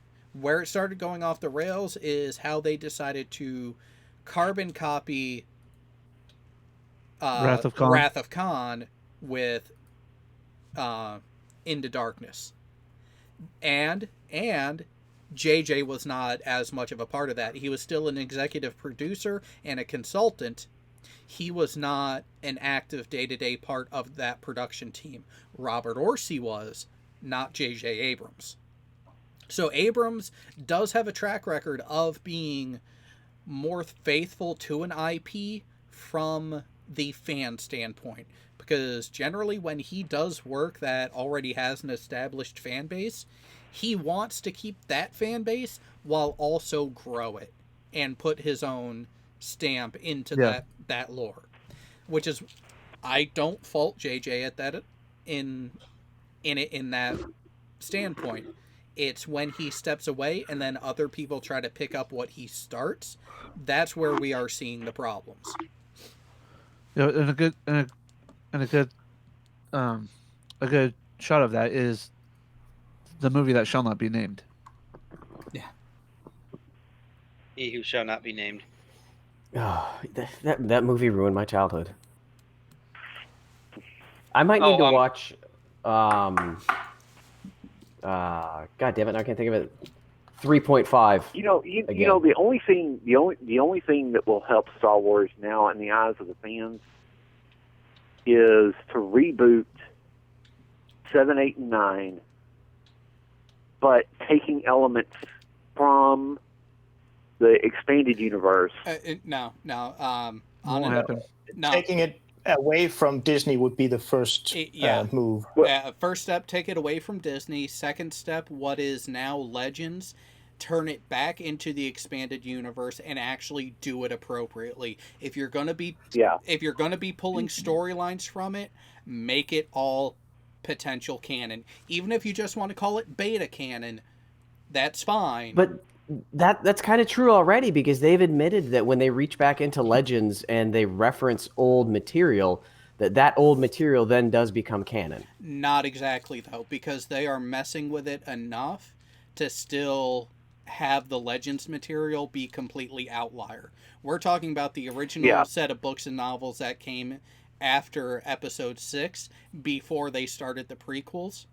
And then that in between, because they are going into that era of the novels and everything to pull ideas from and put them into episodes 8 and 9 without the only way to doing it. The only way to salvage this now would be to focus on, from the Legends universe, Ben Skywalker, Jason and Jaina, Solo, and but they can't do that now that they've already laid down the groundwork for the way ahead. Some of the legends they've been able to bring in, and they brought in some of the legends like Darth Bane is canon now, and Grand Admiral Thrawn. Yep, they've done Thrawn that. Is canon now. Bane is Thrawn. But the thing is that Timothy Zahn laid a lot of that groundwork for what became Legends. Mm-hmm. And not all of his groundwork has been used. You could retcon, even after the release of Episode 9, you could retcon Star Wars to the point where you could focus on retconning 7, 8, and 9 and saying 7, 8, and 9 didn't happen, or they happened a different way, and you could rewrite 7, 8, and 9, even though, they're already in post-production on 9. You could go back in 5 to 10 years when these movies will be long forgotten at that point because they were so poorly written. You could go back and say, that they were killed, Luke, Leia, Han, Chewie were all killed prior to the new 7, 8, and 9. No, Chris, basically what you want declared it. So basically what you want is for Star Wars to do what STD and the new Trek movies did. Essentially, yeah. You could rewrite the timeline from 6 at this point and still salvage the Star Wars franchise. Well, they're not going to do that, though. Well, they're not going to do that. No, they're not going to do that. Yeah, they're already so vested in the path that they've already gone down. And let's think of this. The biggest the main reason why they would consider doing it is to try to pull back some of the fan base. Sorry, but I will quote Doomcock on this. Without respect, you must reject. They have shit all over the fan base, the original fan base, and the hardcore fan base so much, and for so long with these movies and everything. There is very little hope of them being able to salvage it other than to completely dump the IP and for the new IP holder to say, yeah, those movies, ignore them. That is the only way to try to clean slate it is. Well, here's a question for you then, Jared. Okay, have you ever seen Mike Zero's videos on YouTube? No. He's about anything and everything Star Wars. He digs up some of the most outlandish rumors and such out there. I mean, this guy makes a living on the Reddit thread. Holy shit! So today alone, the last 24 hours, he has put out 1, 2, 3, 4, 5, 6, 7, 8, 5 videos would be surprising. 11 videos. Yeah. Who's that? Mike Zero with an H. Here, I'll share my screen. So my question is he a shill for Disney, or is he actually getting Disney money to do his channel? That would be my question. Is it just me, or does this thumbnail of Kylo look like Alan Rickman? A little bit, yeah. Yeah. Now, it very well could be that there is a kickback and a partnership going on with Disney for the IP of it, which wouldn't surprise me. Because there are people out there who do lap it up and who do support all the changes and everything. Just like there are people out there who actually didn't have a problem with Into Darkness or Star Trek Beyond. But at the same time, how much are you willing to piss off the original fan base, who frankly is the reason why your IP is worth the money that it is in the first place, versus trying to get new people into the franchise? Because, I'll be honest, I am of my generation and younger. The way I got into Star Trek really is the way that a lot of people who end up being a true fan, and end up. And that's because I got it pretty much passed down to me from my dad. If it was not for my dad being the Trekkie he is, and owning the videos as soon as they came out initially, I would not have had the access to Star Trek until the Next Generation kicked off. What was that, 32 years ago? Oh, yeah. Yeah. Yeah, because we'll see, I was in 7th grade when that kicked off, so... Oh, God, how old was I? I don't even want to think about it. At that point, I'd already failed school twice, so, yeah. Did you fail school, or did school fail you? Yes. Well, let's see. 2nd grade, my mom had my mom had cancer, so I gave up to basically focus on her. 5th grade, my mom died, so I just gave up. Right. So yeah, neither my 2nd grade year or my 5th grade year, which you're talking 2nd grade was 1981-82. There was a lot going on in my life in those 2 years. My grandfather had a widowmaker. My mom had breast cancer that we didn't know whether it was going to be terminal or not. And then 4th grade, my mom developed cancer, but thankfully I had an understanding teacher, and she passed me, even though by that point she knew I was pretty much waking up at midnight and 6 a.m. to make sure my mom was taking her medication and injections like she was supposed to. So I would come to school exhausted and would sleep half of the day at my desk.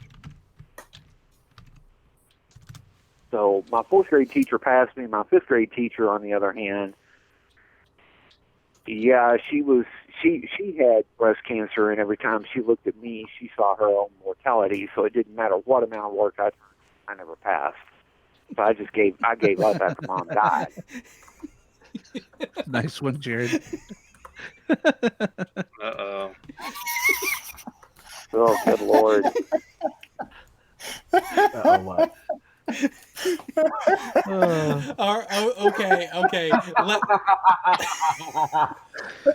Oh, man. All right, let's say it aloud now so you wished isn't left in the dark.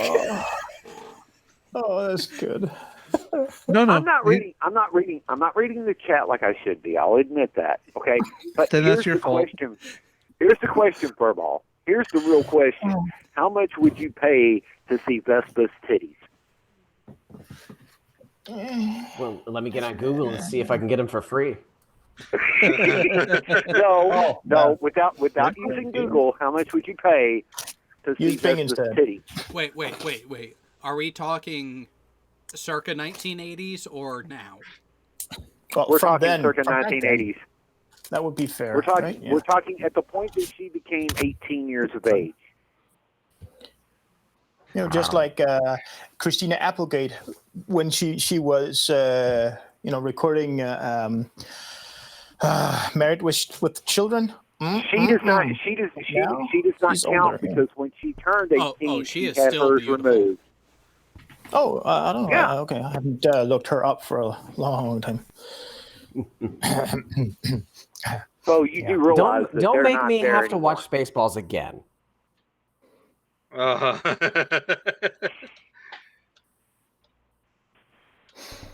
You say that like it's a bad thing. Yeah, it's not.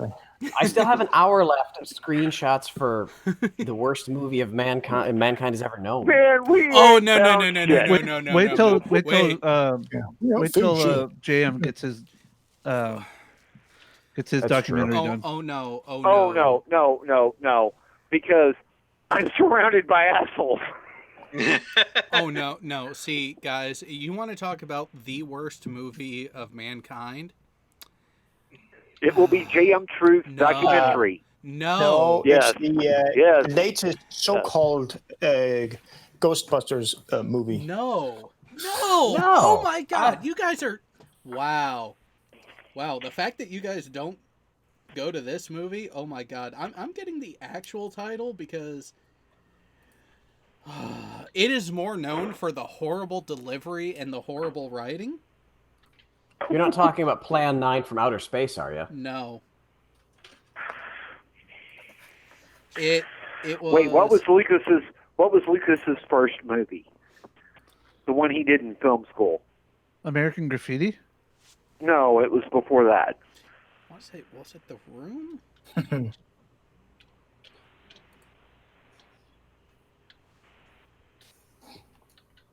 Make sure. Okay, so yes, I just searched. Yeah. So look up the movie The Room. Oh, never saw it. I haven't seen that one. Tommy Wiseau wrote, directed, and lead actor. Well, I'm guessing here, but anything he touches just goes badly, I would imagine. I mean, if you're talking about directing and acting in the lead role, the last good movie that I saw anybody pull that off in was Clint Eastwood in Gran Torino. Yeah, that was the last time. That was the last really, really good movie Eastwood did as a director and an actor. As an executive producer, he's done one that's done really, really good, but still took a lot of liberty, and then nothing else after that. So, not to change topics, but I searched Princess Vespa, Daphne Zuniga. Is that how you say it? Zuniga, yeah. Yeah. So I searched her name, and then I clicked the images button. And you know, on Google, it gives you like the suggested bar of different specific types of images to search. Yeah, how Hold quick? on, not a How picture of Orphan Red, right? wait. How Please. quickly was nude or topless there? They're not actually there, but what it is, it's Spaceballs, Melrose Place, Yep. body, husband, bathing suit. Oh, Okay. It doesn't get dirty. Wow. But No, it bathing doesn't. suit- Not for bathing her. suit's right She has there. never. She has never done topless. She has not done topless anywhere. Not until deepfake. Now she will. Now, I mean, she's not Amanda Siegfried, but you know, Amanda Siegfried pulled out what's her name from Deep Throat pretty damn well. Chris Kelling, another good one. I can tell he's seen some of the same stuff I have. I did not hit her. That's bullshit. I did not hit her. Oh, hi, Mark. Oh no! You're laughing at just that. Go look up at reviews of The Room from 2003. Is this so bad you have to watch it, or is it just Kinda. It flirts with that line. Oh, God. You know, I deal with stupid on a daily basis because I'm consistently trolling Flat Earth. I really don't need to see stupid Hollywood either. Okay? Oh, but I don't think my brain cells. There's not enough alcohol in this world to take my brain cells from next level stupid like that shit. Okay, you know how there are some movies that are just so bad they're good? This one is so bad, it's good for all the wrong reasons. But see that okay, when you say movies like that, that's Porky's. Oh no! That's, you know, I mean. Oh no, but those are skin flicks. I mean, you know, even American Virgin. You know, The Last American Virgin was a damn good movie from the aspect of the amount of skin that it showed. I will say this: Porky's is a bad movie that is so bad it's good. But I think you need to pay attention to this explanation of The Room. It is so bad it is good for the wrong reasons. It is supposed to be a drama. It is supposed to be a thought and emotional evoking type of experience. It is so bad and cringe. It is effing hilarious. So it's the Blair Witch the Blair Witch Project, only worse but better. Yes. How the fuck does that work? You gotta watch it, or even at least some of the reviews of it, to understand why. I couldn't. Okay, Jared, I couldn't get drunk enough. I couldn't get drunk enough to protect enough brain cells to keep breathing at that point. Yeah, I saw that a couple days ago. I haven't watched it yet, though. Damn it. Oh. Oh, yeah. God damn it, are we gonna have enough? I don't want to agree with you, Shives. Freaking stop it!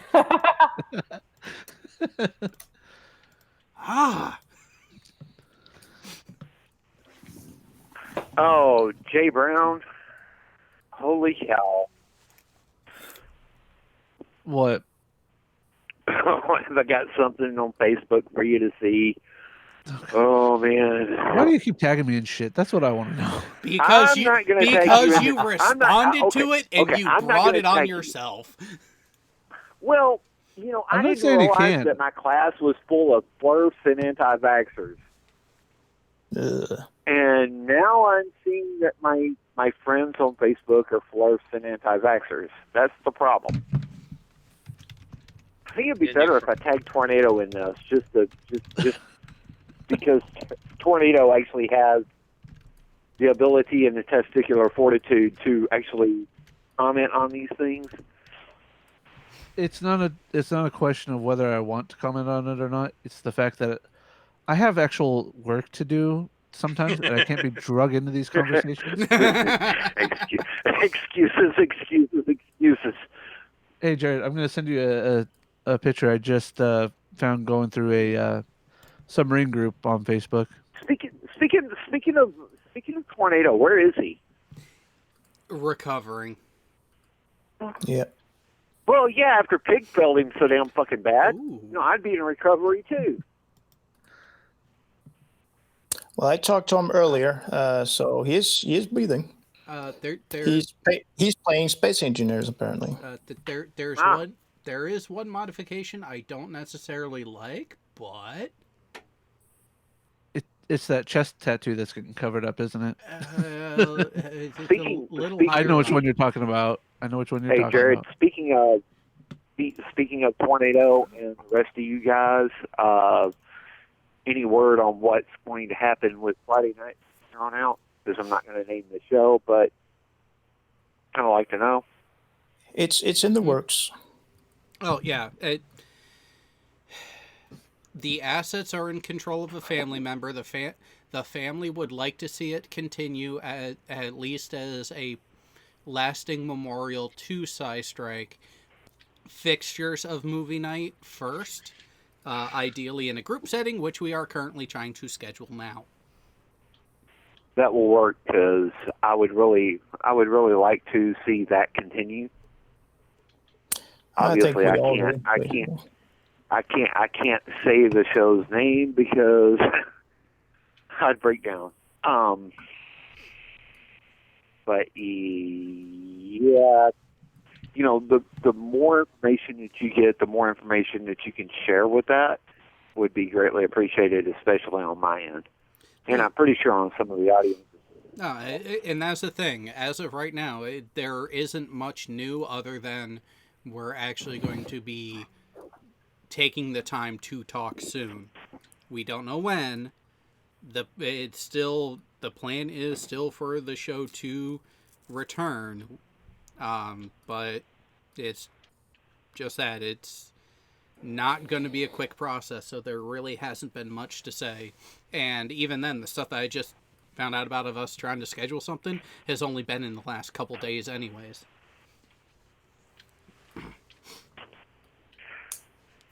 Well, that works. All right. So, Jared, I sent you another picture in Discord that needs to go into the into the slideshow. Yes. But I'll share it right now because this is pretty much truth. And let me zoom in on it really quick.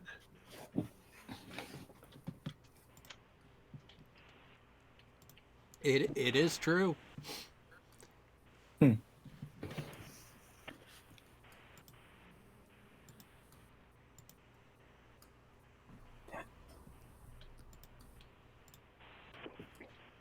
In the Navy. Oh.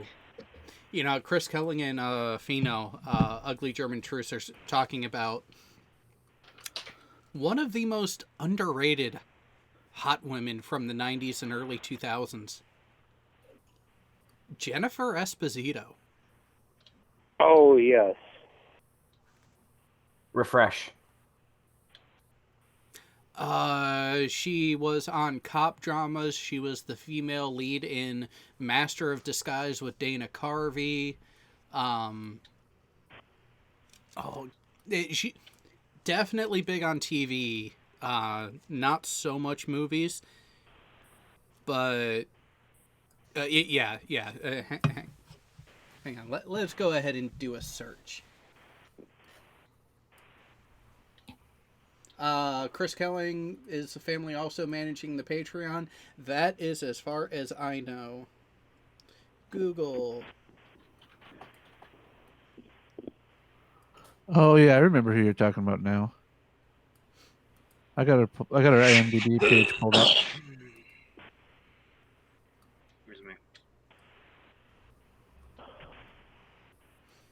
How old There is you go, she? Furball. Oh, she's only 10 years older than me, huh? What's up, Jay? I'm on a different screen. I'm editing something in Photoshop at the moment. Well, you need to come over here and check out this. All right, give me a second. All right. What's the point of having two monitors if you're not paying attention to the meats? Yeah, exactly. Got like 3 different things up, dickholes. Divide and conquer, bastard. He's too You busy need to CG. upgrade like This is why he was and Army, use Jared. 3 monitors. This is why he was Army, Jared. Oh, fair You can't point. do that much. He's too busy Hey. putting CGI Oh, that's on right. his She was experiment. on. She was on Spin City too. I'd hit that. My wife might get mad, but you know. Oh, Yeah, she can join in. I'd been her over and committed adultery in 7 different ways to Sunday. Oh, whoa, Only whoa! There's a 7? Star Trek connection. Call Meanie, yeah. That's saying a lot of people actually end up having that Star Trek connection through him, because he really has been a prolific secondary character actor. Oh yeah. He was in with Nicolas Cage in Con Air. Yep. He was also in one of the Under Siege movies, if I remember right.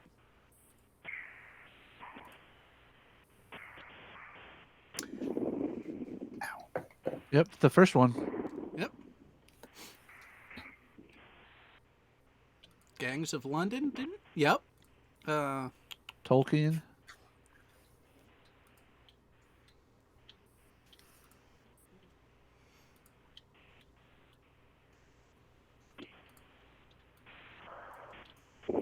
Freebirds. I still haven't watched that movie. Wait, as Miles Standish, interesting. Yeah. This movie. Did not see it. Now, Miles Standish is an actual historical character and is relevant to the area that I am living in. Just a little bit. Just a little bit. Oh, he's even been on Simpsons now. He's officially one of the greatest actors. Simpsons did it. Well, Simpsons have done everything. Practically, literally. Yep. Stargate Atlantis Oh yeah. as the leader of the Genii. Which waste of an actress and a character. The little redheaded Spitfire Genii that they ended up capturing. They put her put her in a cell and never mentioned her again.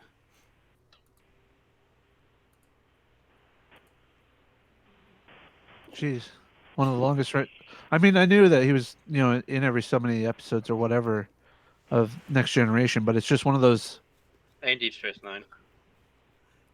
that if he was in at least once every season, how many different how many different years he was in, how long of a run he had, just right up there with John DeLance. Oh yeah. Oh yeah. John Delancey playing Q. Oh wow! All right, guys, I'm gonna get out of here so I can make like a plumber and maybe lay some pipe tonight. Good luck with that. Hope the heart doesn't give out. You said earlier. So Yeah, I was gonna say.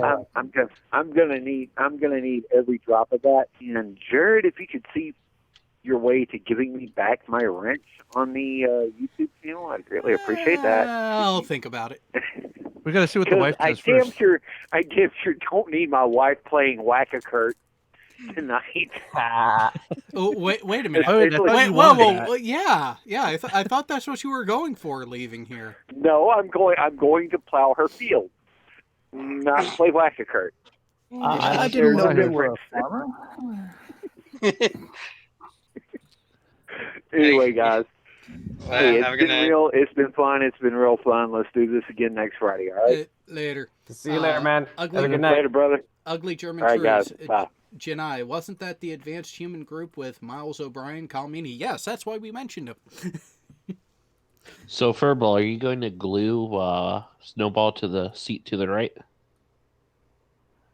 I gotta get a picture of her first. Oh, well, yeah. No. I'm talking about a live photo. Just get like a nice green cage, No. a nice green stool, and just put her there. Just wait, I'm working on something. Why are think you I might be working? done. Why are you working on stuff? And y'all think I I'm crash working- a lot. I'm- You should have seen Piggy. Oh, we know. I'm working on that No exactly. such thing. I already knew. That's why I laughed when he was like, "Hey, I want to play." No, you want to crash into him. Exactly, like he does in It's like- Space Engineers. It's like, you know that big black thing? That's the road. Hey, listen, okay, I was trying to go up the hill. I was trying to take a shortcut. Completely different. I don't know if I can do two. Sure. Finally, I've got a Two space images. vehicle. Dang it! And Jesus Christ, he drives so slow. You mean he's driving the speed limit? No under. Well, a lot of It's trucks 60. I'm going 54, 55. and a lot of trucks carrying a load shouldn't be going the speed limit. He didn't have a load. I see stuff on the trailer Not behind that him kind of now. load. He does now, but when we were driving, he didn't have a load. Neither did I. I was going 70 down like a 50. So why exactly does Furball have a bad feeling about this? Piggy talking about not having a load or having a load, that would worry anyone. No, Pig's always trying to get rid of his load. Yeah. Get it right. That's why Eric's going so slow, because he's carrying Piggy's load. I hope he has biohazard signs all over that thing. Okay. Neoprene gloves, Furball. That's all I'm going to say. at least two pairs. Double up. They have to be lubed up with iodine.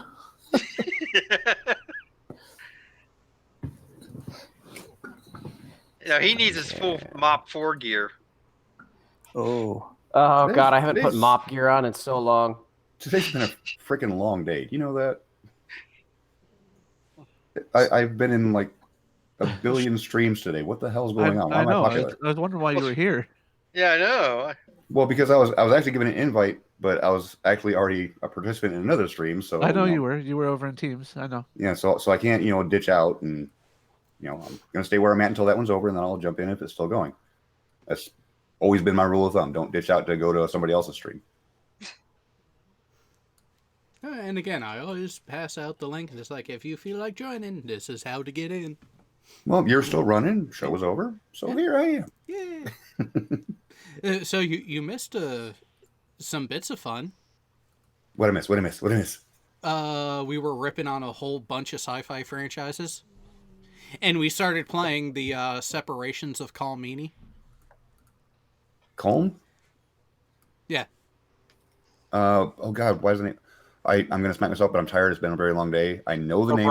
Is that? Oh yeah, Orion or O'Brien. Sorry. Yeah. When you realize just how many, not just series, but just roles in general that he's played. Here, I'll pull it back up. And then by extension. Well, see, I only know him from a few things. I don't know his entire filmography. I mean, I know obviously the Star Trek stuff, all the various franchises of Star Trek.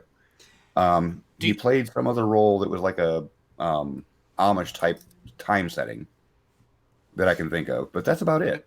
So he was also in Stargate Atlantis. Oh yeah, he was the Geonosian guy. Yep. And let's not forget, he was in the first Under Siege. Really? Yep. He's also in Con Air. He is one of the bad guys. I don't remember him from either of those. He was the second in charge of the guys who took over the battleship. Yeah. Well, then again, Steven Seagal at that point really didn't entertain me much, so I didn't pay much attention. Well, true. But it was Seagal versus Tommy Lee Jones. Oh, God. See, I didn't even remember Tommy Lee Jones was the bad guy. In the first one, he was. Oh, the second one was just even worse. And I didn't think it could get any worse, and they proved me wrong. How do you go from being set on a battleship to being set on a train? It's called Hollywood desperation to keep things going. I was gonna say the DoD had some budget cuts. It's a one-trick pony. Come on now. And just for brevity, I have been binge watching DS9 since season 1. I'm now in season 3 for like the last several days. Damn. Nice. Well, it actually started when the whole topic about the Federation doesn't account for the 26-hour days, and it actually got me thinking because I could have sworn that they actually addressed that and how they had to get used to it, and they actually did across like 4 episodes that I've seen so far, where they talk about how I overslept because getting used to the 26-hour day stuff. So I've been binge watching it ever since then again. So damn you, Jared. Ha ha ha ha. I'm still going through yeah. Voyager. I've got like half of a season left. See, I could never get that into Voyager. I just never had a draw to that one. I mean, some of the episodes are good, but the majority of them I just found like I was just forcing my way to sit through it. Yeah, now that he's gone, I'm forcing my way to sit through this. Well, no, not that. The actual movie to do. Yeah, the actual movie. I usually throw it on when I need to sleep. I just throw it on so I can fall asleep.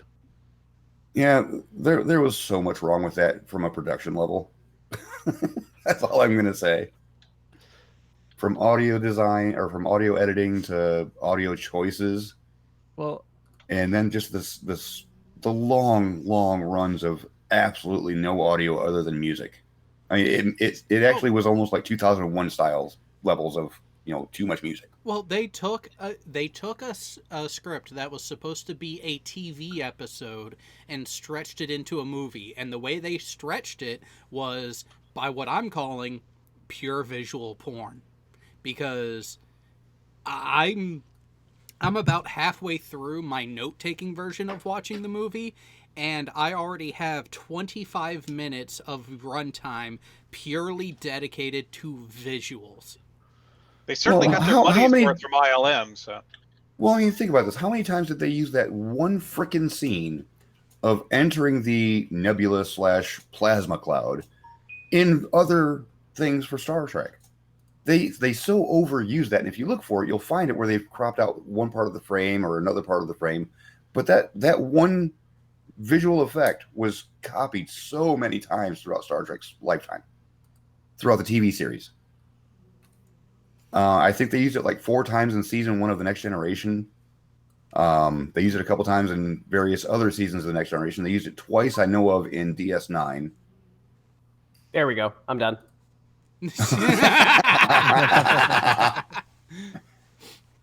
Hey, Deb. Yeah. Take a look at this. You got football over here being Han Solo, and then you got his puppy as Chewbacca. Aww. Epic, sir. Very epic. All right, print screen. Got it. There we go. But yeah, so when you look at here's something for you. The destruction of the Klingon bird of prey, multiple movies. Yeah. There is a lot of reused visual footage, but starting with the motion picture, you really get the genesis of a lot of the visuals. And it was almost 7 minutes dedicated to just the visuals of the Enterprise itself.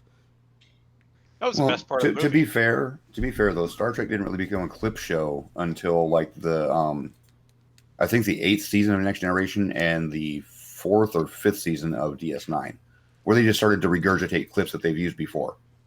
Well, a lot of the space scenes. Well, part of it on DS9 is they were getting into the Dominion War arc, and they actually had so much taking place in space that they had to regurgitate just to maintain the production schedule. Yeah, I mean, Battlestar Galactica, the original Battlestar Galactica series was so criticized because it was a clip show. They would take little clips of like 1 or 2 seconds of one of their fighters and reuse it like 8 times per show. DS9 got really bad at that at the end of the series. Next Generation started to get into it in season 8. But they didn't catch the flack for being a clip show because they would do more tricks than just reusing the entire frame over and over again. They would they would recrop it or recolorize it. Yeah, they would redress it in enough of a way. Yeah, it just wasn't literally taking, okay, here's the video from this. We'll take this entire stretch or this entire string of frames and just put it back in as is, and we'll act like it's a different scene entirely, but it's not. So that's why Battlestar Galactica got so much flack for it. But Paramount and they tried to do it and hide it a little bit, but it was still noticeable. Yeah, well, and so here's a question for you, Chris Kelling, because he just asked the question for all: DS9 or Babylon 5? Never watched Babylon 5. In what respect? So see, I was out of my TV watching phase when Babylon 5 got really big, so I never really got into Babylon 5. I was already committed to Star Trek since I was a kid, so I couldn't be a fair judge of that because I didn't watch enough of Babylon 5. I think I've caught 2 episodes, so I'm not a fair judge of that. I don't think I've even seen 2 episodes of it. I've seen enough of Babylon 5 to know that I can treat them independently and enjoy both of them. But when it comes to a comparison between the two, I have to ask about the particulars, because a lot of people want to go with the whole, DS9 was a ripoff of Babylon 5, except there's a problem with that. DS9 was first. Yeah. DS9 was produced and hit the airwaves more than a year before Babylon 5. Oh, I actually have a correction from Ugly German Truth. Yes, Next Generation only had 7 seasons. I don't know why I said 8, but it was the last 2 seasons that they had where they started using previous clips. And I was just about to get to that to ask if you meant 6 instead of 8. Yes, it was season 6 and 7. It was the last 2 seasons where they started to use regurgitated clips really bad. Satisfying story arc. To be honest, I do like how DS9 ended and wrapped things up post-Dominion War. I did not see the end of Babylon 5, so I cannot judge how they ended it and how they managed. I know they had a similar start out peace, tensions, different races bickering, ended up having a war, and that was it. I stopped watching midway through the Minbari War portion, so I can't judge it. Yeah, my views on the whole Star Trek series endings. Next Generation seemed like it was open-ended, so you got no real closure out of it, in my eyes. DS9 closed everything out really, really well. There's still a few loose ends, but comparatively speaking, they closed everything out and actually had that effective closure. This story is now over. Voyager, they seemed really, really rushed on it. It's like they just simply ran out of either interest or ratings, and they said, okay, well, let's just bring this to a close and just hurry up and get them home. Oh, yeah, that's actually essentially what it was with Voyager. It was, oh crap, we're getting to the end, viewers are dropping. Okay, we're going to be ending the show, so hurry the F up. And then Enterprise, that was just a total foobar for timelines. So, and not just that, with Enterprise, they were initially starting and pacing out for a more traditional 7-season run. And they got cut off at the knees and said, nope, we're pulling the plug. You got to end it now. That had to do more with the writer's strike, didn't it? No, it was actually performance of the series. It wasn't getting the viewership. It actually, kind of like with Voyager, it had changed networks because of the whole WB, UPN, the Paramount network and all of that. As the network was changing hands and changing names, those IPs went with the station itself and got screwed as a result. Yeah, Mike71 says Next Generation just started to make movies. Again, even the movies left everything open-ended. There was no finality to it. Yeah, Data died, but what happened to everybody else? Well, with that, and that's where I will give Nemesis this little bit of credit. They finally got Riker and Troy off the Enterprise. Riker was finally going to the Titan. Yeah. And getting married. Well, and got married at the beginning of it, yeah. But he'll never measure up to Worf. Sorry. Or Wolf. Wolf. Not Worf. Wolf. Who in canon is now with the the He's an diplomatic ambassador. corps as the ambassador to Kronos. That's what I thought. Yeah. Although talking about a series that really got cut off at the knees, Firefly. Oh, that didn't get cut off. That got cut off at so- the neck. Murdered. That was murdered. Yeah, thank you. Yeah. That was the best word. for it. Twice. Murdered twice, in fact. Yeah, because they had something really great growing, They and Oh, they cut it off at the knees right at season 1. Oh my god! Oh no, they didn't just cut it off at the knees. They did a double move. They lopped it off at the knees and then swung back around and took it off at the head. The cut off at the knees was by airing the episodes out of order. Yeah. And Well, then they told him they weren't renewing it during the Christmas break. And then they put out Serenity, which left it an open end, like it was going to continue back into a TV series, and they didn't follow through. Yeah. So they truly were real Goram assholes, to be specific. Yeah. Yeah. Yeah, that's another series that ended in a hurry. Was oh god, what's the name of it? Why was I thinking Babylon 5? You bastards! Damn it! Did you guys watch? What was the series? It was Ben Browder and Claudia Black. Farscape. Farscape, yes, thank you. That was a good one. That was a good one, but again, they all rushed like the ending. SG1. Well, that's the thing I is, can't remember if I- the actors were under contract with the Sci-Fi Channel, so when Farscape ended, they were already starting to phase out and transition on SG1, so they were like, well, we already have you under contract, so come over to this franchise. I mean, SG1 did something. Well, Stargate. Stargate did something right to end their series. You know, the series ended meh, but then they followed through with the movie to actually get some closure to it. Oh, yeah. Actually, they did 2 of them for SG1. Yeah, they did. They did Continuum and Arc of oh Truth. god, what's the Arc of the thingy? Yeah. Yeah, Arc of Truth. But yeah, both of those actually closed out the series pretty well. They tied up all of the loose ends that the series didn't. Yeah. Well, and that's the thing. Like, SGU Universe, I actually enjoyed where they were going with it, but then they went into stasis and just stopped, and it's like, motherfuckers. SGU had a good premise, but I think the execution of the entire series was just so badly done. It felt like they had many different teams of writers in a single episode. And it was just so convoluted and untied together in most cases. I could not stomach it for this. I couldn't go back for the second season. I couldn't do it. The second season got better, and that's where, because it was the second season that really drew me into it effectively. But then it just ended, and it's like, what? No plans for season 3? What the?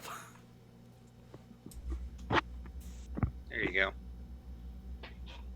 But I like Farscape because it was sci-fi with a wonky twist. You didn't know what to expect episode to episode. Most other sci-fi shows you can actually kind of predict what the storyline is going to be like by the time you're 15 minutes into the show. Farscape liked to throw curveballs at you a lot. That's why I like that one. Yeah.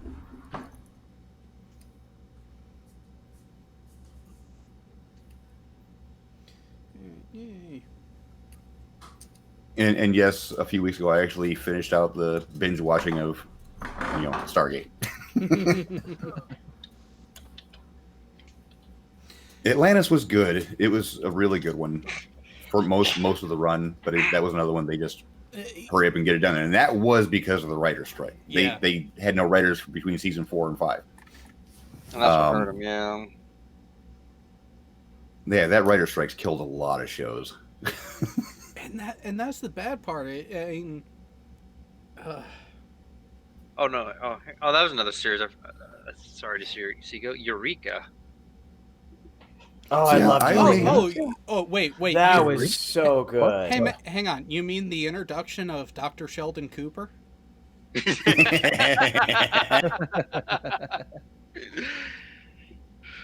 That was a good series. Yeah. Draw that connection, Jared. I'm missing that connection. The actor who plays Sheldon Cooper, the adult version, got his start on TV and got to notoriety in Eureka. Oh no. Who was he? No, I don't remember that. Yeah, who are we talking about? Which act? What Jim character did he play? Parsons. No, I know Jim- that. But Jim- what character did he play in the series?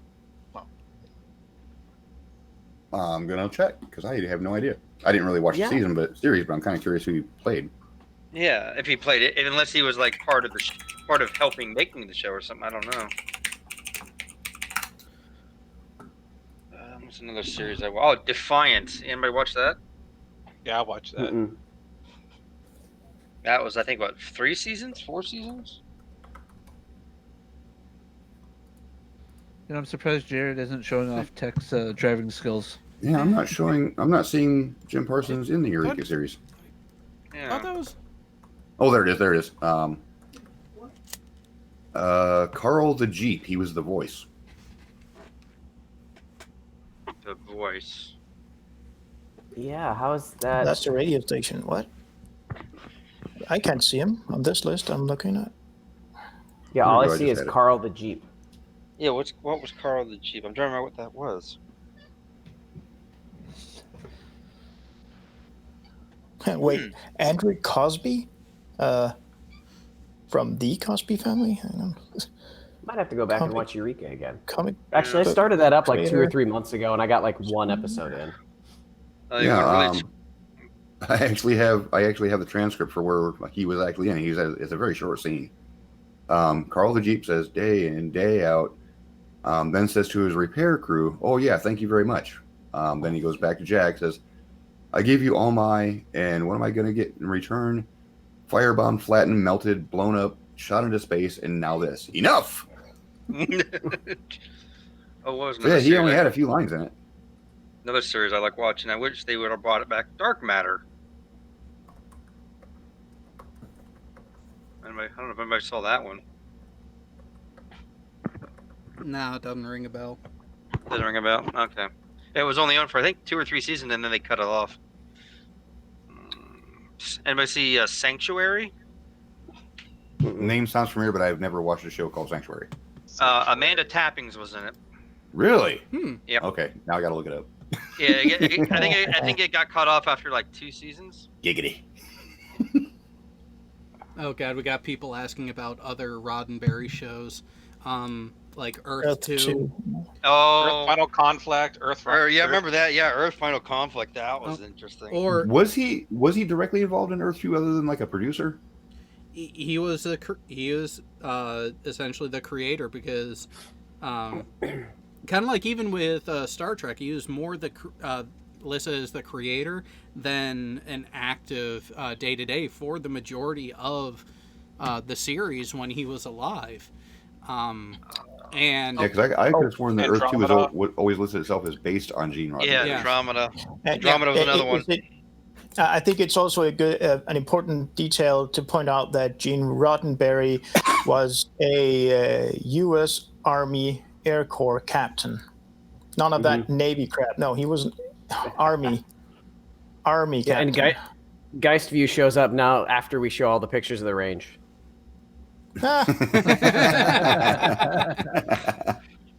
I hope he has chase play.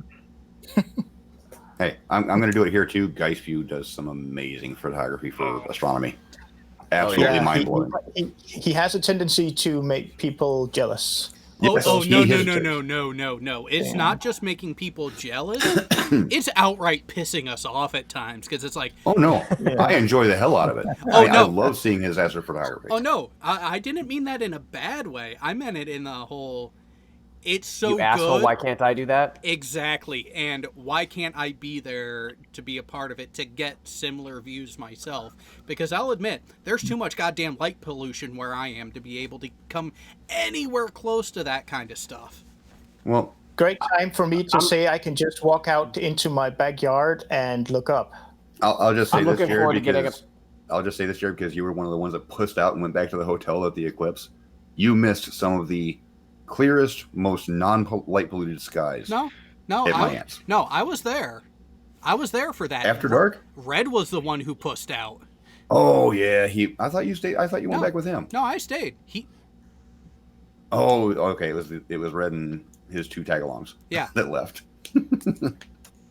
Yeah, I'm looking forward to getting up to Camp actually... Casey next week. I'm pretty sure that up on the DMZ there aren't too many lights, so I'm looking forward to getting up to Camp Casey next week. Yeah, or just visit the nearest live fire range for battle tanks. Yeah, Furball. The reason why I bring this up is because that night after the eclipse, the skies were still clear enough that we could actually naked eye view the Milky Way. Oh yeah! Wow! Nice. Oh yeah. And I don't see I don't see what's so special about that because I grew up being able to.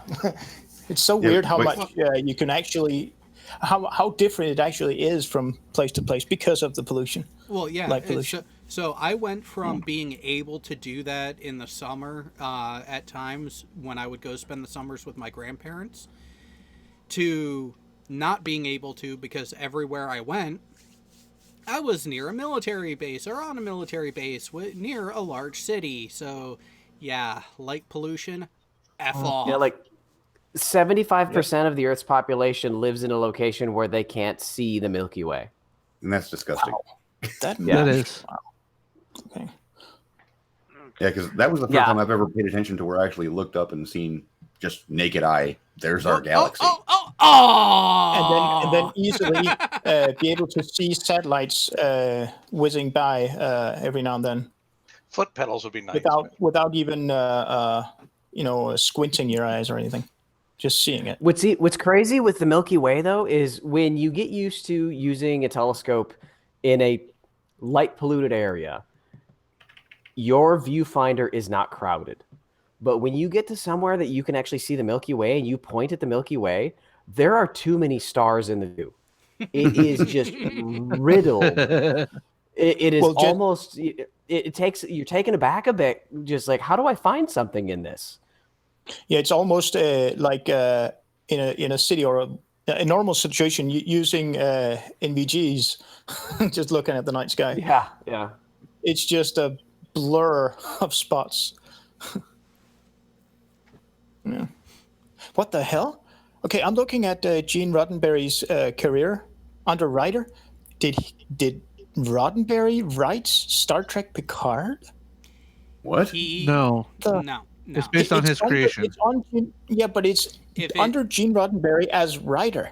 Well, here's the thing. If they are using any bits of his writing, Roddenberry was the type of dick that he would intentionally go in and manipulate a small portion of a script just to be able to give himself writing credit. Okay. Fair enough. Jared, admit you would do that too. Yeah. If it was your baby franchise like that, you probably would. Hey, I got to run and pee. One of you guys got the steering wheel? Leave it to your own Chewbacca. Jeez. Dude, you don't trust type your in Wookiee? where you want to go on the nav computer. Oh, wait, the nav computer's always broke. Yeah, that's true too.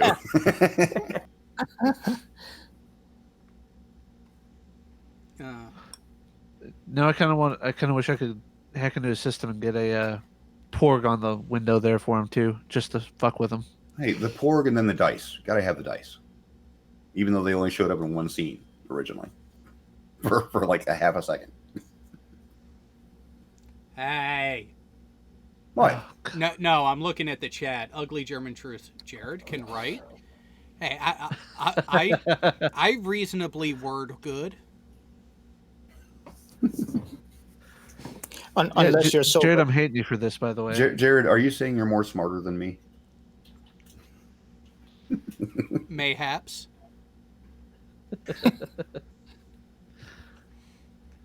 I'm just waiting to see if Tech ends up clipping something with these last few turns. What is he playing anyway? Euro Truck Simulator 2. Oh, speaking of you guys' recent 24-hour game stream that only went on for a few hours because 7. Pig failed everybody. Yeah. As predicted. I didn't have the time right, but I knew it was going to happen. Have you guys looked into a game called, oh God, what is it? It's a cross-platform game that just came out or recently came out.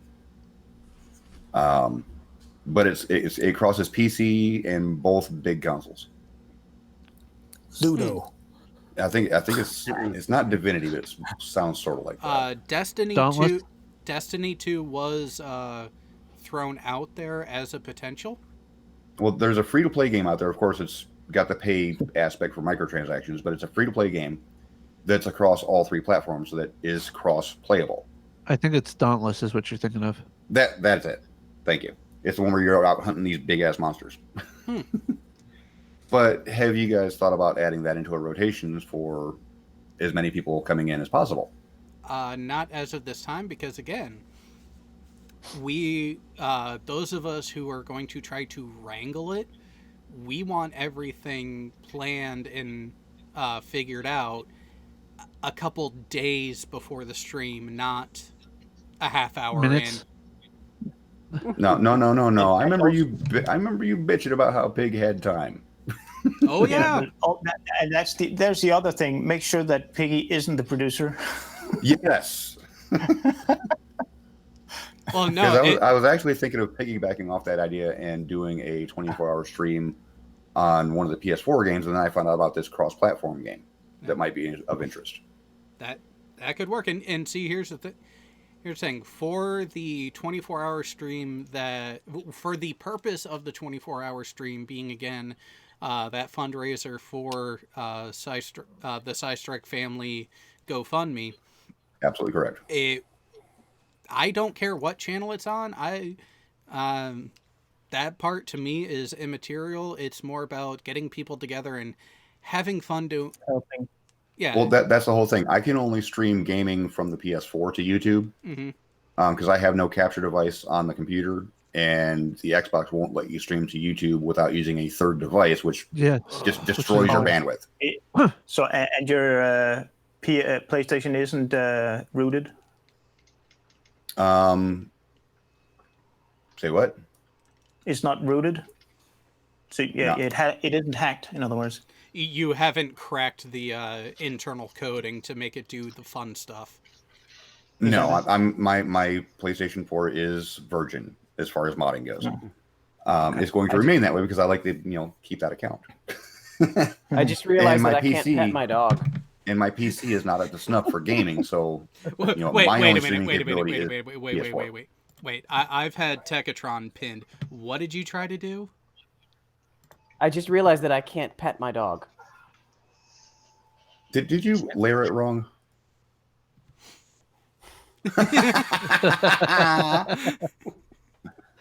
Oh, that's good. That's a covert pitting. I could, but then I'd have to move over here, and then I'd have to. Let me see if I can do that. I might switch see layers. if I can pull that off. Yeah, you need to switch pull layers. that off.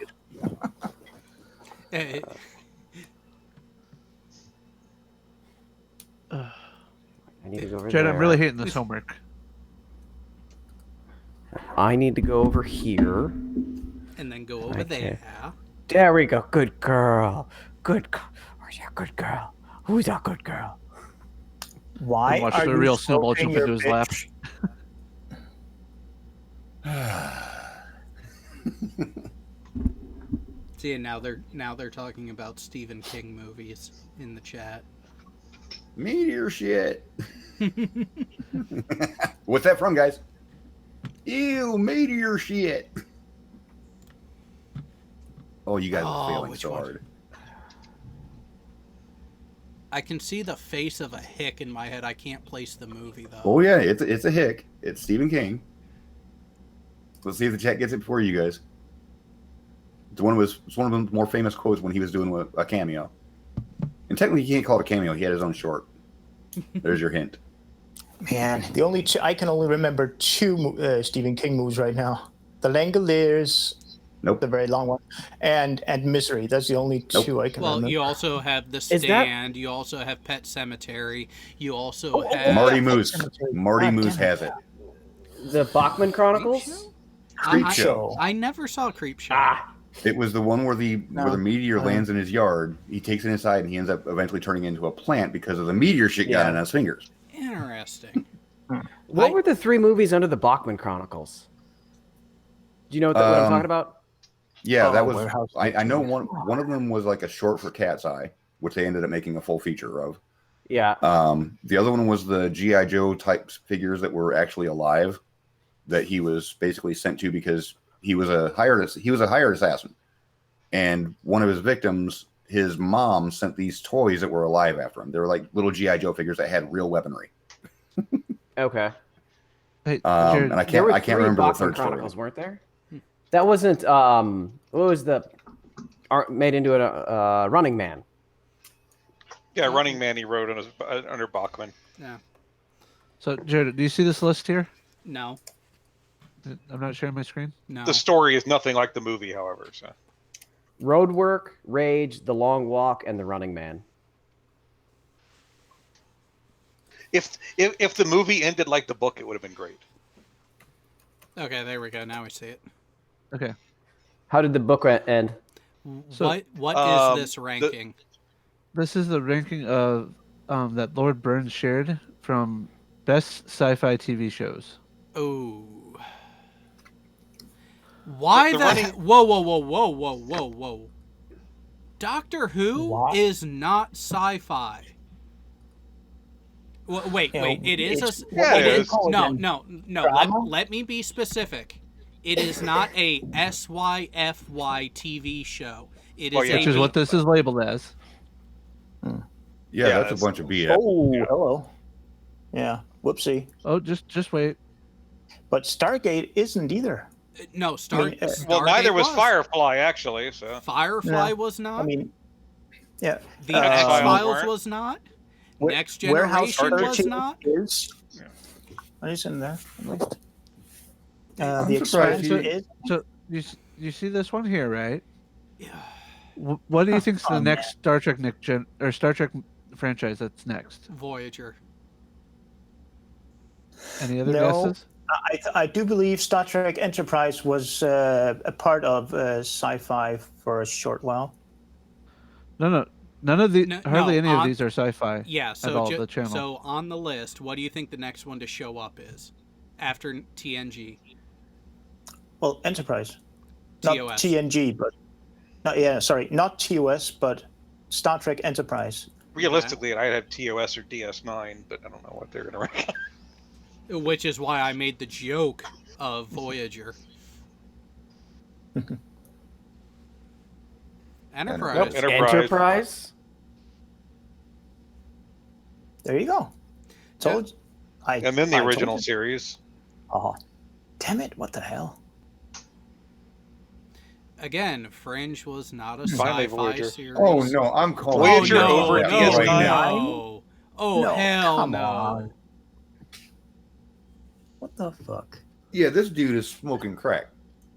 Well, this is something that people can adjust. Like sliders. The guy, maybe the guy just didn't think about the way he worded it, and I'm thinking that he didn't mean sci-fi as in the network or the channel. Then maybe he shouldn't have used the actual font for the Sci-Fi Channel at the time. Really? Yes. He did that too? So scroll up. Scroll all the way up. It's okay, I believe you, but damn. I know. Shows that at one time aired on the Sci-Fi Channel, including shows that premiered on other networks, it says. So here's the thing. I'm glad. I'm glad Sci-Fi Channel changed their name spelling because they didn't show much sci-fi anymore. So.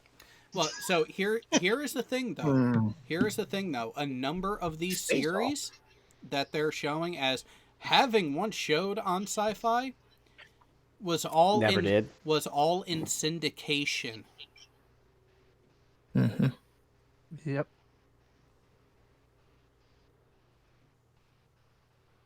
And then you got the ad for, where is it? Down here. Yeah. See, that's the way he should have spelled it. Hey guys, I got a question. No, you don't. Okay, fine. I'll just go ahead and do it now. Bye. What? Play with just check general chat on AT2. Yeah, I thought so. He's still in there, isn't he? Yeah. Two one-season sci-fi shows that I wish lasted longer were Alcatraz and Almost Human. Oh, here we go. That definitely should be in the top 10, in my opinion. Let's see. Yeah, definitely. Some of them some of those were attached to NBC at some point, weren't they? Because I just Googled who owns Sci-Fi. I know about the syndication stuff, but I'm guessing that's the connection somehow. I think that could definitely go up a few more spots. Oh yeah. Yeah, I wasn't that impressed with Torchwood, really. Even though I never got into that, that should go up a little bit more, I think. Season, I like season 1 Heroes. was great. Yeah, season What 1 the I was hell? able to Stranger kind of get into, Things? but I didn't watch it. But Yeah, season 1 was Stranger- great. Then they had the writer's strike, and it fell apart. Yeah, Stranger Things is 100% Netflix, as far as I know. Yeah. right, this is now just sci-fi in general, like actual science fiction sci-fi. Huh. Oh, this really needs to be bumped up more. Oh, absolutely. Do it. Do it, man. That one deserves it. Yeah. Oh, I got a bad flashback. Westworld. I was thinking Westwood Studios that got bought up by the assholes called EA Games. Buck Rogers. Different subject. And Continuum. I don't know. It wasn't. that- Incoming message from the big giant head. You know what? You have to admit, Third Rock from the Sun, best sci-fi salute ever. Yes. There was a Yes. Highlander series? Yes, there was. Yes. Where do you think? Oh, yes. Oh, Where yeah. do you think Duncan MacLeod came from? I don't even know what that is, so I don't know. He's Adrian the bastard Paul. son of Dunkin' Donut. Oh. Oh, Dollhouse. I think I know that one. If it's the one I'm thinking of, it's pretty awesome. Okay, this Chicks that fight well. Nah. Never Hey- liked animation. Hey Rico. That Hey X-Men Rico. the animated series, is that like from the 80s and 90s? yes. Oh, nice. Yeah, that every day after school. Every day. Yep, that is the TV series that kicked off the hi-hat trend for music. Terra Nova. Terra Nova. Yeah. Alien Nation. That I one used to ended watch too. Yeah. I'm sad that Terra Nova didn't get any more seasons out of it. I like that one. Wait a minute. Stephen King wrote an episode for X-Files? What was wouldn't that? be surprised. Oh, Alien Nation. Oh, Alien Nation. Is that the series or the movie? Probably the I have series. yet to The see- yeah, I series. have yet to see the movie. No, wait. you know that wait a Douglas minute. Adams I've seen- wrote an episode for Doctor Who. I saw the movie. I haven't Yes, seen the yes. series. Mork and Mindy. Knight Rider. Nanu, Oh, yeah, Nanu. Yeah, Nanu. It's not as bad. Yeah, Oh, I tried. no, I yeah. tried watching Caprica. That was absolutely Yeah, abysmal. no. Yeah. No, Dead thank like me. I kind of like that one actually. you.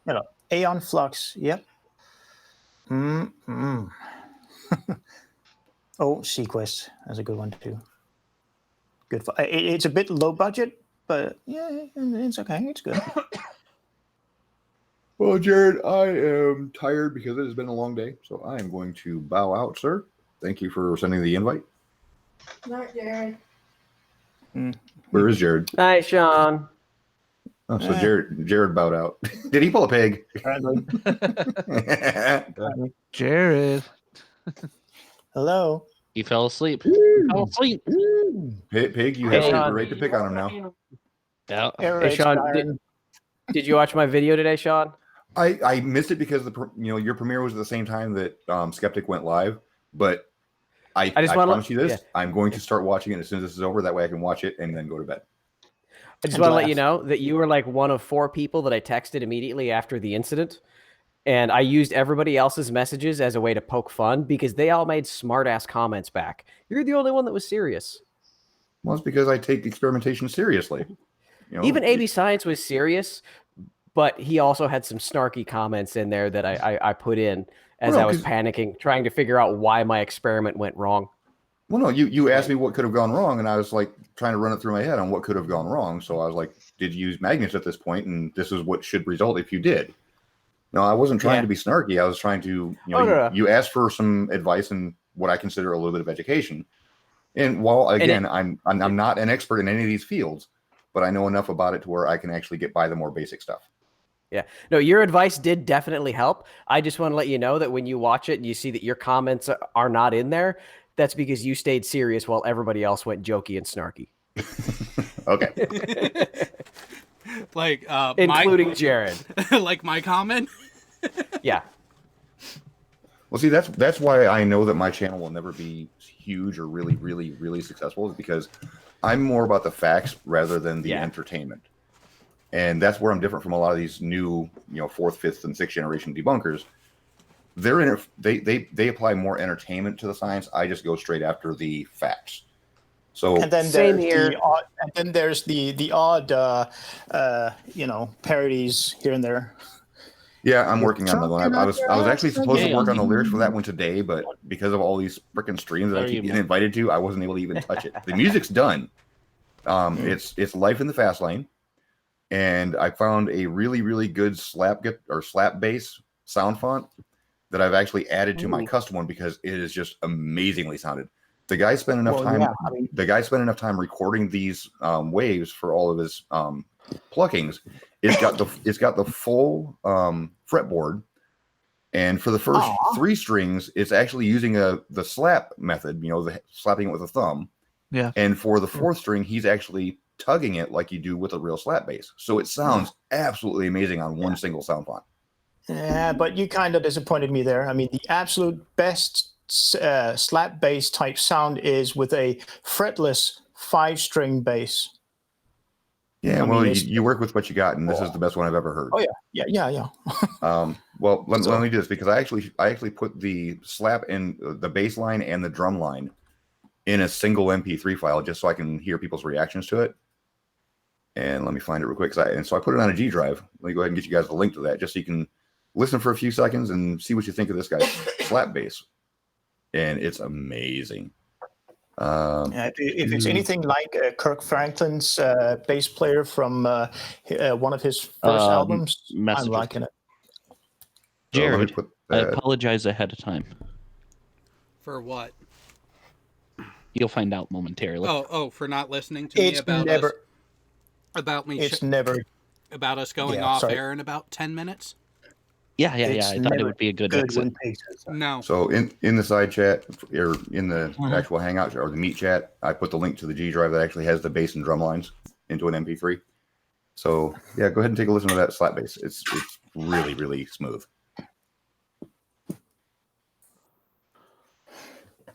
If my computer will do it without, fucking up. Or just don't play it to where it'll play back through this because I don't know if it's going to do a content ID match yet or not. It shouldn't do with just the bass and drums, but you never know. Yeah, which is why I can't listen to it right now.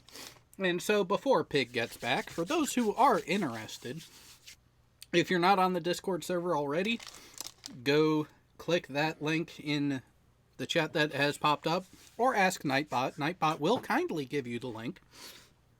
And then we can bring you in here if you want to talk to Pig's friend. Yeah, I think that's the best way I'm going to term it, because it's my show. I'm hungry. I want to go off air. So, good night, all. Yeah. Bye-bye. Later. Later. Yeah. Okay, Jared, it's kind of...